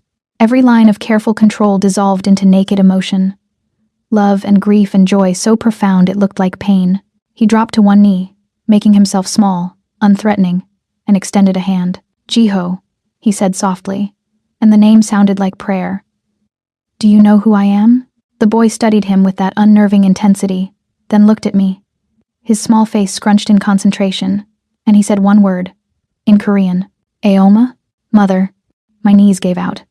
I hit the floor beside Woojin, tears I couldn't control streaming down my face, and I nodded. Yes, baby, I'm your Aoma. How does he know? Margaret's voice was confused, concerned. He's never spoken Korean. We didn't even know he. Blood memory. Marco's voice cut through, cold and professional. Some things exist beyond language, beyond conscious thought. Jiho tilted his head, studying me with those old eyes, then slowly, carefully, reached out a tiny hand and touched my face. His fingers traced my cheekbone, and I saw him recognize the gesture, saw him remember, the way my body had remembered Woojin's touch. Aoma, he said again, certain this time. I gathered him into my arms, and he came willingly, wrapped small arms around my neck and buried his face against my shoulder, and I felt something inside me click into place. A piece I hadn't known was missing until it returned. I'm sorry, I whispered into his hair. I'm so sorry I forgot you. I'm so sorry I left you. But I'm here now. We're here now, and we're never leaving you again. Mrs. Webb, Woojin's voice had gone formal, dangerous. We're taking Jiho home, today. You can cooperate and accept the legal documentation we've prepared, or this becomes complicated for everyone involved. Margaret's face paled. She looked at Marco, who'd subtly moved to block the doorway. This isn't. You can't just. We can. I stood, Jiho still in my arms, and faced her. I'm his biological mother. He was taken from me through illegal means. We have documentation proving paternity, proving I was coerced into giving him up while mentally incapacitated. You can call the police if you want, but I promise you, Mrs. Webb, the police who respond will be on our payroll, and then we'll have to do this the hard way. The boy, she whispered. Is he safe with you? The question hung in the air, heavy with implication. Was a crime lord and his amnesiac wife a safe home for a child? He's safer with us than anywhere else in the world, Woojin said. And there was no threat in it, just truth. We're his parents. We love him, and we have the resources to protect him from the people who wanted him as leverage. Margaret looked at Jiho, still clinging to me like he'd never let go. Looked at the way Woojin stood beside us, a unit already. Then she sighed, defeated and sad. The paperwork is downstairs. I'll need you to sign. The window exploded inward. Glass and wood shrapnel filled the air as 3 figures in tactical gear repelled into the room. I registered weapons, saw muzzles tracking toward Woojin, and my body moved before thought. I twisted, putting myself between the threats and my family, and felt more than heard the first shot. Impact. High chest. Left side. The pain came secondary to the animal fury that erupted from somewhere primal. The ghost didn't just wake up. She exploded into existence. I shoved Jiho into Woojin's arms with one hand, while the other caught Margaret and pushed her behind Marco. My voice came out in Korean, rapid-fire commands. Get them to the safe room. Northwest corner, behind the bookshelf. Now. Marco moved immediately, grabbing Margaret and ushering them toward where I somehow knew an escape route existed. Woojin hesitated, his face twisted in horror as he registered my blood. Go! I screamed. Protect our son. He went, took Jiho and ran, because he understood in that moment that I was the most dangerous thing in this room, that the ghost wasn't a memory. She was muscle and instinct, and 3 years of compressed violence finally released. The tactical team had expected a civilian, expected fear and compliance. They got a wraith in a cashmere sweater who moved like liquid death. I grabbed the closest man's rifle barrel, twisted with leverage that snapped his trigger finger, and used his own momentum to send him through the already shattered window. His scream cut off suddenly 3 stories down. The second operative fired. Center mass. Should have been a killing shot. But I was already moving. The bullet passed through where I'd been, and I closed the distance in 3 steps. My palm strike caught his throat, crushing his windpipe, and as he dropped, I appropriated his weapon. The third operative was smart. Saw his partners fall in under 6 seconds, and decided on tactical retreat. He dove for the window, probably planning to rappel down. I shot him in both knees. He collapsed on the windowsill, screaming, and I was on him, one hand fisted in his tactical vest, dragging him back into the room. The other pressed his own pistol under his chin. Choi clan? I asked in Korean. Or council? Fuck you. I pulled the trigger, sending the bullet through soft palate and out the top of his skull. His body dropped, and I turned to assess the room with clinical precision. 2 dead, 1 dying outside. No additional threats visible. Extraction team would arrive in approximately 3 minutes. Woojin and Jiho were safe in the panic room Margaret had installed after a robbery 5 years ago. Information I shouldn't know but did, because I'd spotted the reinforced ventilation seam and keypad disguised as a thermostat in the hallway. The ghost's instincts didn't need memories. They just needed eyes. The pain in my chest finally registered. I looked down, saw blood spreading across my sweater, and pressed a hand to the wound. High and left, probably missed the heart, possibly clipped a lung. I could feel fluid building when I breathed. I had maybe 10 minutes before shock set in. The door opened. Woojin, alone, his face carved from terror and fury. Marco has them. Are you? He saw the blood, saw the way I swayed. No, Maya, no. Just a scratch. My voice sounded distant even to myself. Got him first. You took a bullet for me. He was beside me, hands assessing the wound with practiced efficiency. You stepped in front of. Why would you? Because you were holding our son. The words came out slurred, shock arriving faster than anticipated. Couldn't let him see you die. Couldn't let him. Shut up. Save your strength. Woojin ripped his shirt open, buttons scattering, and pressed the fabric against my wound. The pressure made me gasp. Marco. We need the car, now. Hospital. No hospital. I caught his wrist with bloody fingers. Council controls hospitals. They'll finish it. Take me. Take me to the safe house. The one in Fishtown. Doctor. Yoon will come. He owes you. Dr. Yoon is a veterinarian. Was a combat medic. I vetted him 3 years ago. He's clean. He's safe. I coughed, tasted copper, definitely clipped a lung. Trust the ghost, Woojin. She knew this might happen. She prepared. His eyes searched mine, and I saw the moment he understood. The ghost hadn't just left clues about evidence. She'd left contingencies for violence, escape routes and safe doctors and weapons caches. She'd known that loving Kim Woojin meant living in danger, and she'd prepared accordingly. I'm not losing you again. His voice broke on the words. I just got you back. We just got him back. You don't get to die now. You don't get to leave me. Not planning on it. The room was getting dimmer, edges going soft. But Woojin, if I don't make it, don't. Listen. I forced the words through the fog. The dead man's switch. I set a timer before we left. If I don't enter the fail-safe code within 4 hours, the files we unlocked go public automatically. Tell the council. Tell them the timer is ticking. That killing me ensures the upload completes. Maya. And tell Jiho. My voice cracked. Tell him his Ioma fought to come home to him. That she loved him even when she couldn't remember him. That you're going to tell him yourself. Woojin lifted me, cradling me against his chest like I weighed nothing. Because you're not dying today. I won't allow it. The last thing I saw before darkness claimed me was his face above mine. Desperate, furious, devastated. The face of a man who'd spent 3 years searching for his ghost and wasn't about to let death steal her again. I wanted to tell him I loved him, that I remembered now. Not everything, but enough. Enough to know that what we had was worth fighting for, worth dying for. But the darkness swallowed the words before they could form, and I fell. I woke to the sound of classical music, something soft and melancholy that felt like morning. The ceiling above me was unfamiliar plaster, water-stained and cracked, nothing like the pristine luxury of Woojin's penthouse. Pain radiated from my left chest, sharp and insistent, but manageable, controlled. I was alive. Don't move.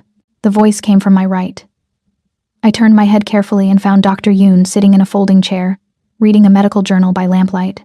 He was younger than I'd expected, maybe 40, with salt and pepper hair, and the kind of tired eyes that spoke of too many years seeing suffering. "The bullet missed your heart by 2 centimeters, he said without looking up from his reading. Deflected off the rib, tore through the pectoral muscle, and exited clean. No organ damage, but you lost a lot of blood. You should be dead. Sorry to disappoint." That got him to look up. His expression was carefully neutral, professional. "You're not disappointing anyone, Mrs. Kim, least of all your husband. He's been..." "Doctor," Yoon paused, choosing words carefully. "Intense. About your recovery. Where is he?" "Handling the aftermath of the Philadelphia incident. 3 dead. 1 critically injured. The foster home had to be sanitized. The Choi clan is denying involvement, which means they're preparing for retaliation. And your son, Jiho, is with a nanny at a secondary safe house. He's safe. Asking for his Ioma." The last part made my chest ache worse than the bullet wound. "How long have I been out?" 36 hours. I kept you sedated while the worst of the healing occurred. You're stable now, but you'll need at least a week of rest before. I need to be up in 2 hours. Dr. Yoon's eyebrows rose. "Mrs. Kim, I just explained that you were shot in the chest, and I explained that I need to be up in 2 hours." I pushed myself into a sitting position, gritting my teeth against the pain that lanced through my torso. "The Choi clan tried to kill me in front of my son. They sent a tactical team to a foster home full of children. They need to understand what happens when you threaten a ghost's family. You're in no condition to. Get me upright, doctor, or get out of my way." He studied me for a long moment, then sighed the sigh of a man who knew a losing battle when he saw one. "You're as stubborn as your husband said." "Fine, but I'm wrapping that wound twice as tight, and you're wearing a ballistic-grade silk liner under whatever designer violence you're planning. It won't stop a rifle, but it might stop a knife." 2 hours later, I stood in front of a mirror in the safe house's makeshift dressing room and barely recognized the woman staring back. The ghost hadn't just returned. She'd evolved. The red dress was pure psychological warfare. The crimson silk that clung to curves the memory wipe hadn't erased, with a high neck that covered the bandages Dr. Yoon had wrapped around my chest. Long sleeves hid the IV bruises and the fresh scars. The skirt ended just above my knees, modest enough to appear professional but cut to allow movement, to allow violence if necessary.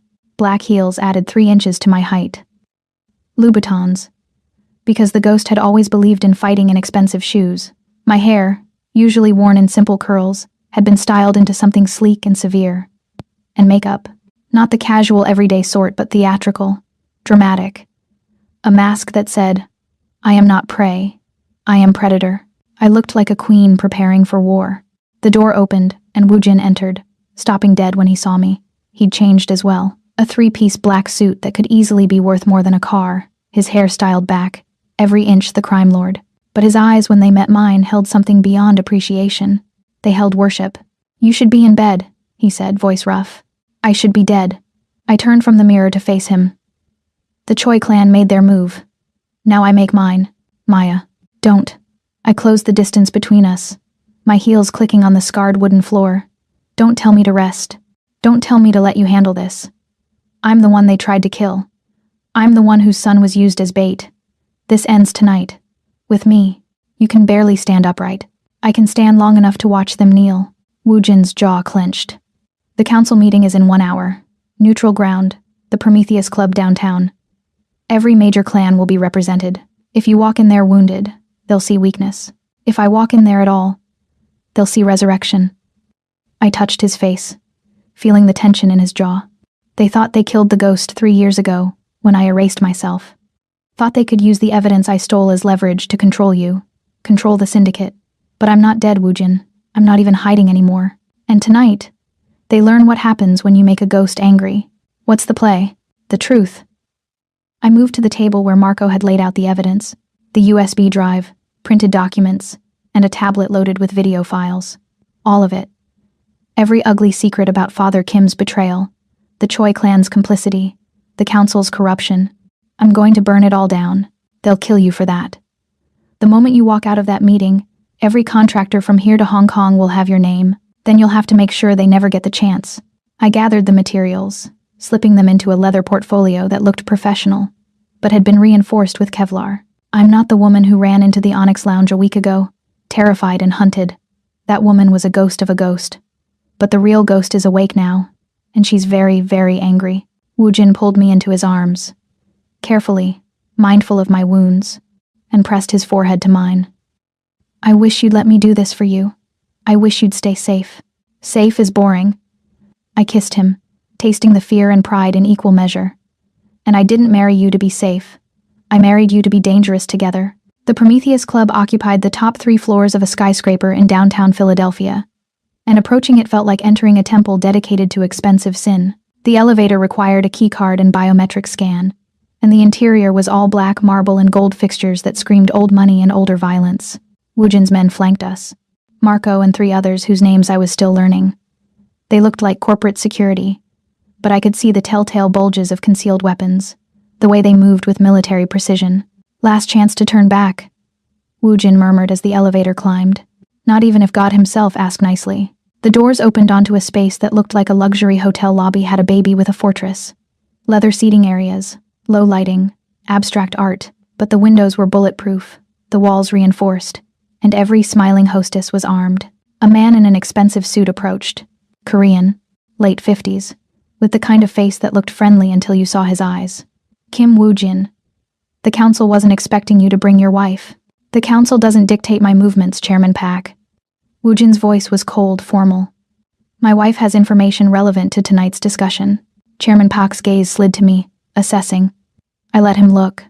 Let him see the red dress and the expensive shoes and the portfolio clutched in my hands.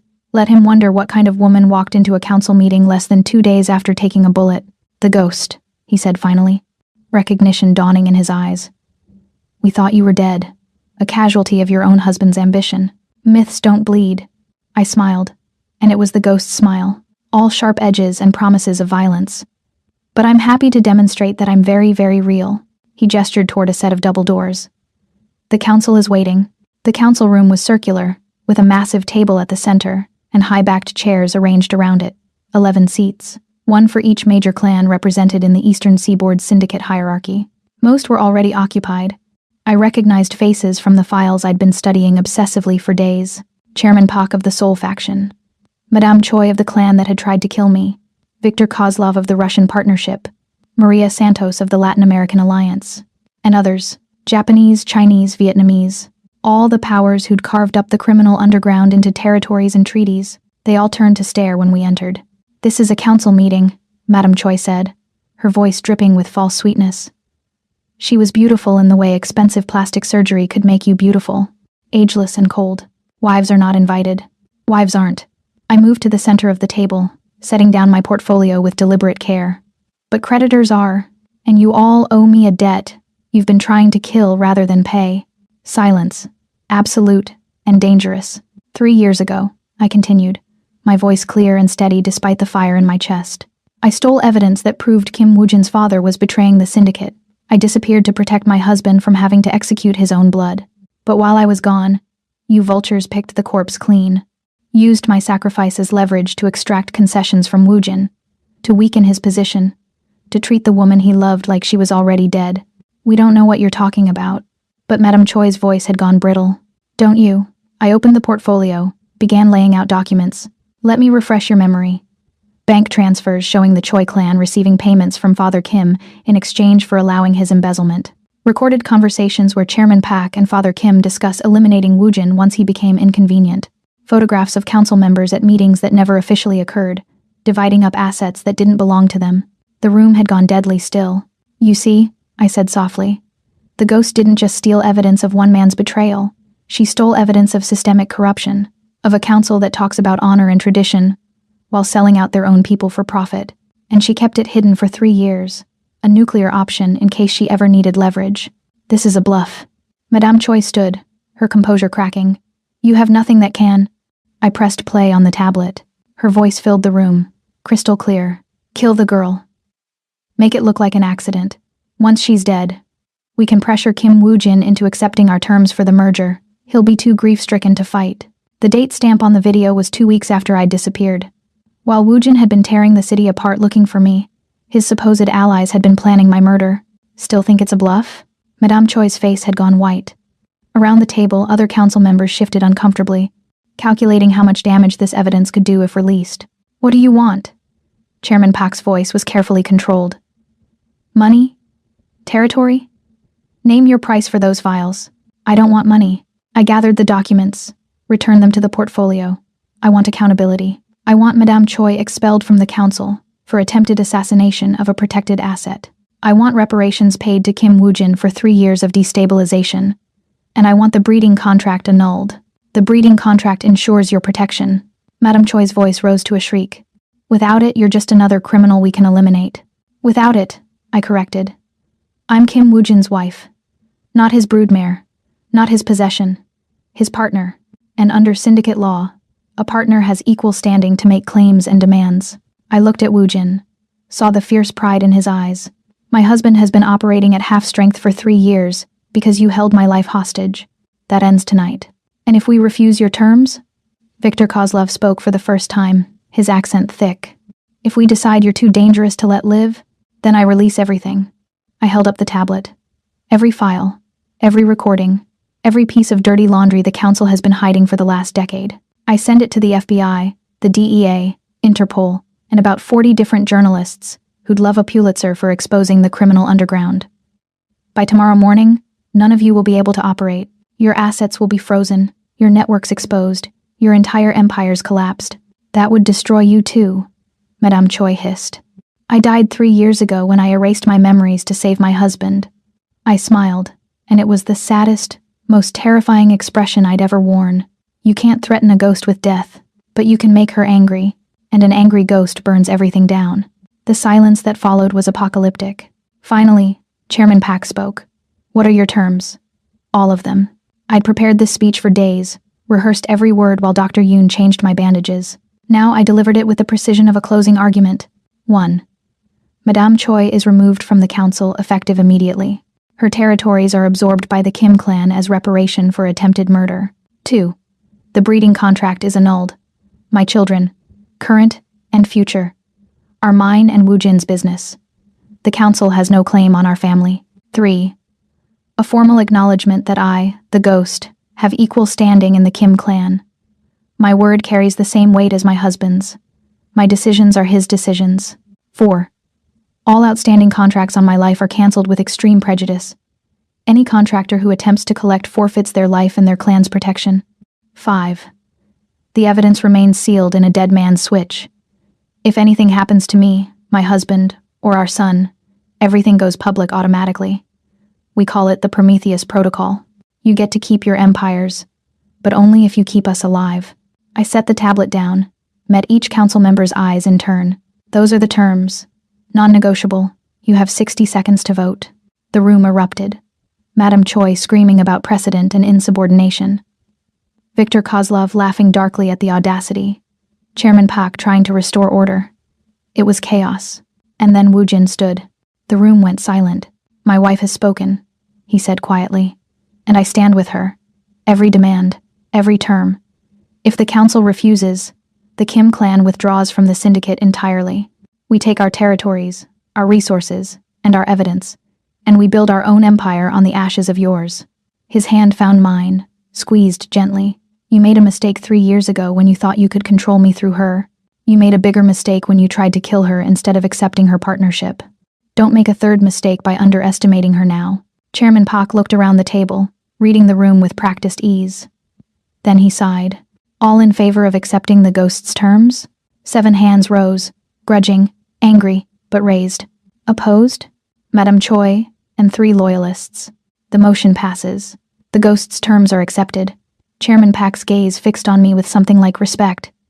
Welcome to the council, Mrs. Kim. Try not to burn it down on your first day. No promises.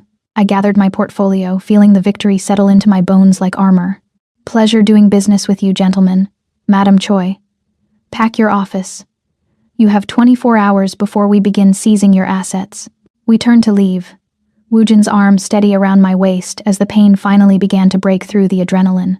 Marco and the others fell into formation around us, a moving fortress of violence. Behind us, I heard Madame Choi's final scream. This isn't over. You think you've won, but the ghost has made enemies tonight that will haunt her forever. I paused at the door, looked back over my shoulder. Haunting is what ghosts do best. The elevator doors closed on her fury, and only when we were alone. Just Woojin and me in that descending box of steel and glass. Did I allow myself to collapse against him? I did it, I whispered into his chest. I walked in there wounded and terrified, and I made them submit. You were magnificent. His lips found my forehead, my temple, my cheek. You were a queen, my queen, our son. I managed through the pain that was becoming impossible to ignore. I need to see Jiho. Need to make sure he's safe. Waiting for us at the primary residence. Marco's wife is with him. She was a kindergarten teacher before she married into the family. He's been fed, bathed, and read 3 stories about dinosaurs. Dinosaurs! I laughed, and it hurt, but it was real. Our son likes dinosaurs.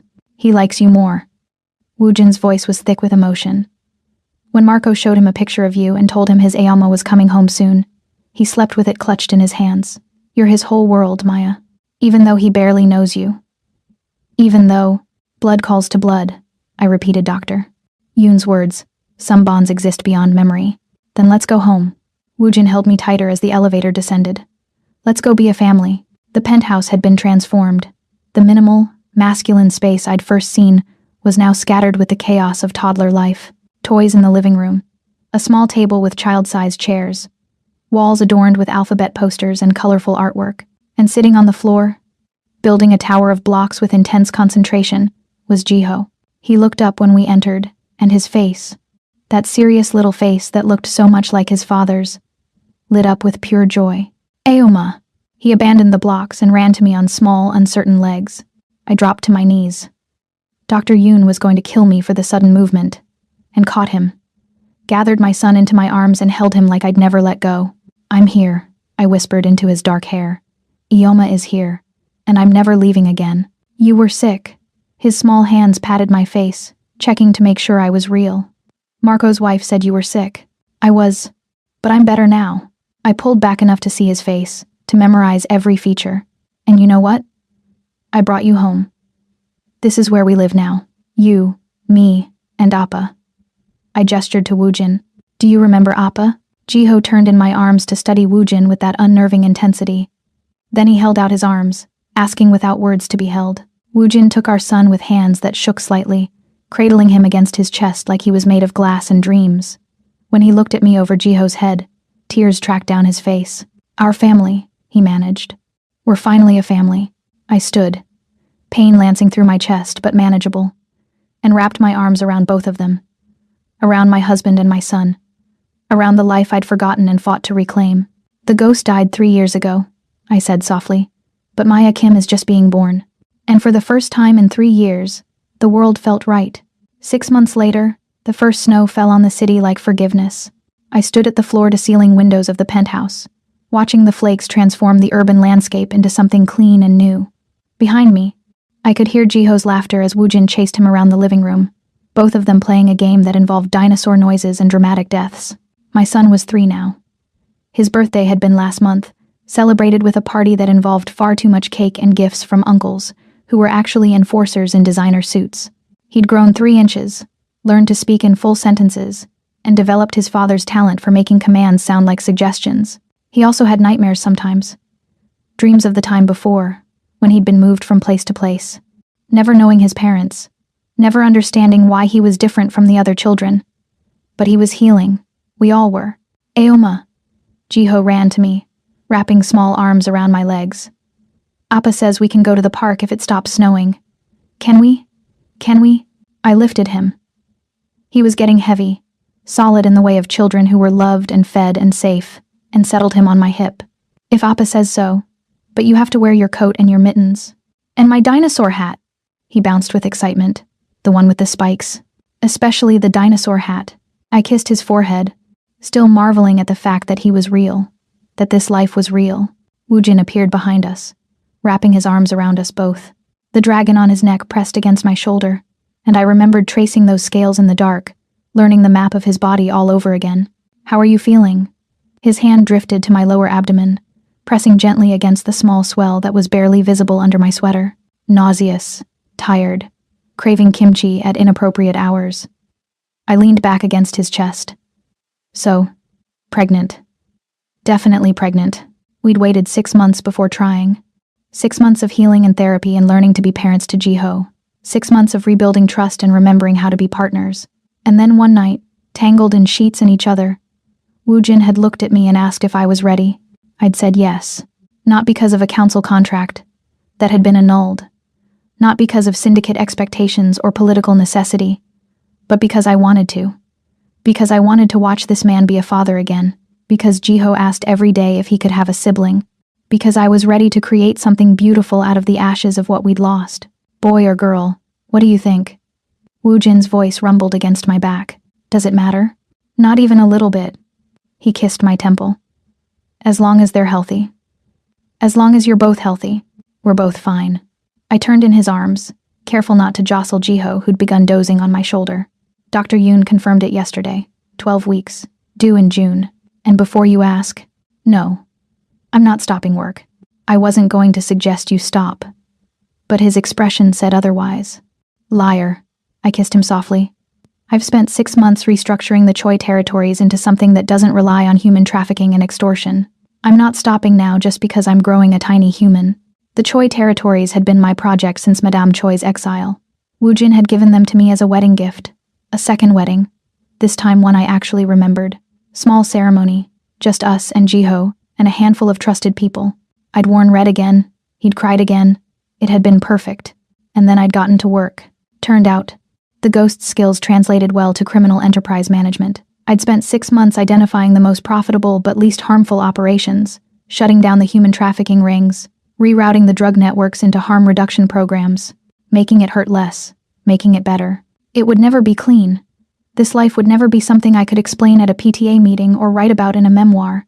But it was ours, and we were making it count. The council meeting is in 2 hours, Woojin reminded me. Are you sure you're up for it? I'm pregnant, not dying. I shifted Jiho to his arms. He took our son without question, cradling him with practiced ease. Besides, it's important. Marco's promotion to second needs to be ratified, and I have that new proposal about the shipping routes. You're terrifying when you talk business. You love it. I really do. He kissed me again, deeper this time, and I felt the familiar heat low in my belly. 6 months of relearning each other had taught me that pregnant or not, wounded or not, the chemistry between us was nuclear. Later, I promised against his lips. After the meeting, after Jiho's asleep, I'll show you exactly how terrifying I can be. The council meeting was in the penthouse now. Neutral ground had proven less neutral after the Prometheus Protocol revelation. Better to keep enemies close and allies closer, on our territory where we controlled every variable. I dressed carefully. A black suit tailored to accommodate my changing body, with a crimson blouse underneath. Red and black. The ghost's colors. My crown. The council members arrived in stages, each one more uncomfortable than the last about meeting in Kim territory. But they came, because refusing an invitation from the ghost and her wolf was tantamount to declaring war. Chairman Pak arrived first, as was his custom. He'd aged in 6 months, lines deeper, hair whiter, but his eyes were still sharp. Mrs. Kim, you're glowing. Pregnancy will do that. I gestured to the conference table Woojin had installed in what used to be the record room. Please sit. We have much to discuss. One by one, they filtered in. Victor Kozlov, Maria Santos, the heads of the Vietnamese and Japanese factions, 8 council members where there used to be 11. We'd consolidated power, absorbed the weak, made the syndicate leaner and more efficient, more dangerous. When everyone was seated, I remained standing. Power play. Make them look up. Thank you all for coming, I began, my voice steady and clear. We have 3 items on the agenda today. First, the ratification of Marco Cole's promotion to second in the Kim clan. Any objections? Silence. Marco had proven himself 100 times over. No one would challenge his loyalty or capability. Excellent. Second, the shipping route proposal. I'm suggesting we reroute 40% of our Pacific traffic through Vancouver instead of Seattle. Less DEA presence, better port security, and the Canadian authorities are more amenable to persuasion. I spent 20 minutes walking them through logistics, profit margins, risk assessments, watched their initial skepticism turn to grudging respect as the numbers proved themselves. The motion passes, Chairman Pack said finally. The Ghost's shipping routes are approved. Third item. I paused, meeting each pair of eyes around the table. I'm pregnant, 12 weeks, due in June, and I want to make something very clear. This changes nothing about my position or my authority. I will continue managing the Choi territories. I will continue attending council meetings. I will continue being exactly who I've been for the last 6 months. Understood? Are congratulations in order? Maria Santos asked carefully. They are. But keep them brief. Sentimentality makes me nauseous. I allowed myself a small smile. Any other business? Victor raised a hand. There's been chatter about the old contracts. Some of the independent operators are wondering if the Prometheus protocol still stands now that you're... He gestured vaguely at my abdomen. Pregnant? I finished for him. Let me be extremely clear. The protocol isn't contingent on my physical condition. It's contingent on my survival. Kill me, and everything goes public. Try to kill me while I'm carrying Woojin's child, and the response will be apocalyptic. I'd suggest reminding your independent operators of that. Consider it done. Good. I finally sat, my body grateful for the reprieve. Then unless there's other business, we're adjourned. They filed out one by one, leaving respectful comments about the pregnancy and the shipping routes. When the door closed behind the last of them, I sagged in my chair. Woojin appeared immediately, bringing water and concern in equal measure. That was too much. You should be resting. I'm fine. But I drank the water gratefully. Just tired. Growing a human is exhausting work. Come on. He helped me stand. Jiho is with Marco's wife for another hour. Let me take care of you. He led me to the bedroom. Our bedroom now, no longer just his. And helped me out of the suit with gentle hands. Drew a bath with my favorite oils. Sat with me while I soaked. His fingers tracing idle patterns on my shoulder. I keep thinking about 3 years ago, I said quietly. About the woman who decided erasing herself was the only way to save you. And I wonder what she'd think of us now. She'd be proud. Woojin's hand moved to cup my face, turning me to look at him. She'd see that her sacrifice wasn't wasted, that we found each other anyway, that we're building something beautiful, something dangerous. Beauty and danger aren't mutually exclusive. He kissed me softly. Just look at you, smooth talker. I have 6 months of practice. His hands slid into the water, mapping the changes in my body with reverent attention. You're so beautiful like this, fierce and soft at the same time. Keep talking like that and we won't make it to the bed. Is that a challenge, Mrs. Kim?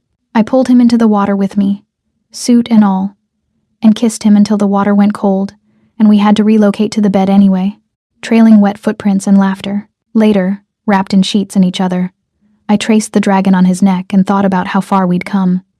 From a rainy night of terror and recognition, through violence and revelation, to this, to peace won through blood and love. I love you, I whispered into his skin. I know I said it before, but I need you to hear it again. I love you. The ghost loved you. Maya Morrison loved you without knowing why, and Maya Kim loves you with everything I am. I love you too. His arms tightened around me. Every version of you, every iteration. The woman who held a gun to my head and stole my heart. The woman who ran through rain to save herself. The woman who walked into a council meeting wounded and made them submit. I love all of you. The door creaked open. Jiho stood in the doorway, clutching his dinosaur and looking uncertain. Aoma? I had a bad dream. Come here, baby. I held out my arms, and he scrambled onto the bed, wedging himself between us. We've got you. Both of you? His small voice was thick with sleep and fear. Both of us, Woojin confirmed. Always both of us. We're a family, Jiho. Nothing changes that. Even when the new baby comes? Especially when the new baby comes. I kissed his forehead. You'll be the best big brother in the world. He considered this seriously. Can I teach them about dinosaurs? You can teach them anything you want. Satisfied, he snuggled between us and drifted back to sleep almost immediately. Woojin caught my eye over his head, and we shared a smile that contained everything: love and exhaustion and wonder. This was it. This was the life we'd fought for. Not perfect, not safe, but ours. The snow continued falling outside, covering the city in white. Somewhere out there, the criminal underground churned and plotted and moved like a living thing. Somewhere out there, threats still existed. Enemies still schemed. But inside this penthouse, inside this bed with my husband and my son, we were untouchable. 3 years ago, the ghost had died to save the man she loved. But she'd been reborn into something stronger, something that couldn't be erased or forgotten or destroyed. She'd been reborn into a queen, and the queen's reign was just beginning. The rain fell again 6 months later, but this time I stood in the Onyx Lounge by choice. The heavy oak door opened, and a woman stumbled through, soaked, terrified, running from something she couldn't see but felt in her bones. I knew that look. Had worn it myself not so long ago. She saw me standing at the bar, Jiho playing with blocks at my feet, my hand resting on the swell of my pregnant belly. Saw Woojin emerge from his office, moving toward me with that predatory grace. "Please," she gasped. "Someone's following me. I didn't know where else." "You're safe now," I told her, my voice gentle but firm. "The wolf and his queen protect those who seek sanctuary. Sit, tell us your story." Woojin's hand found my shoulder, his presence solid and warm behind me. "We help those who can't help themselves," he added. "That's what ghosts do. We haunt the monsters." The woman looked between us. This strange, dangerous couple in their fortress of glass and stone, and burst into tears of relief. I nodded to Marco, who moved to secure the door. To Woojin, who poured 3 glasses of whiskey with steady hands. To my son, who watched with his father's serious eyes and was learning even now what it meant to be part of this family. The ghost had come home, and she was hungry.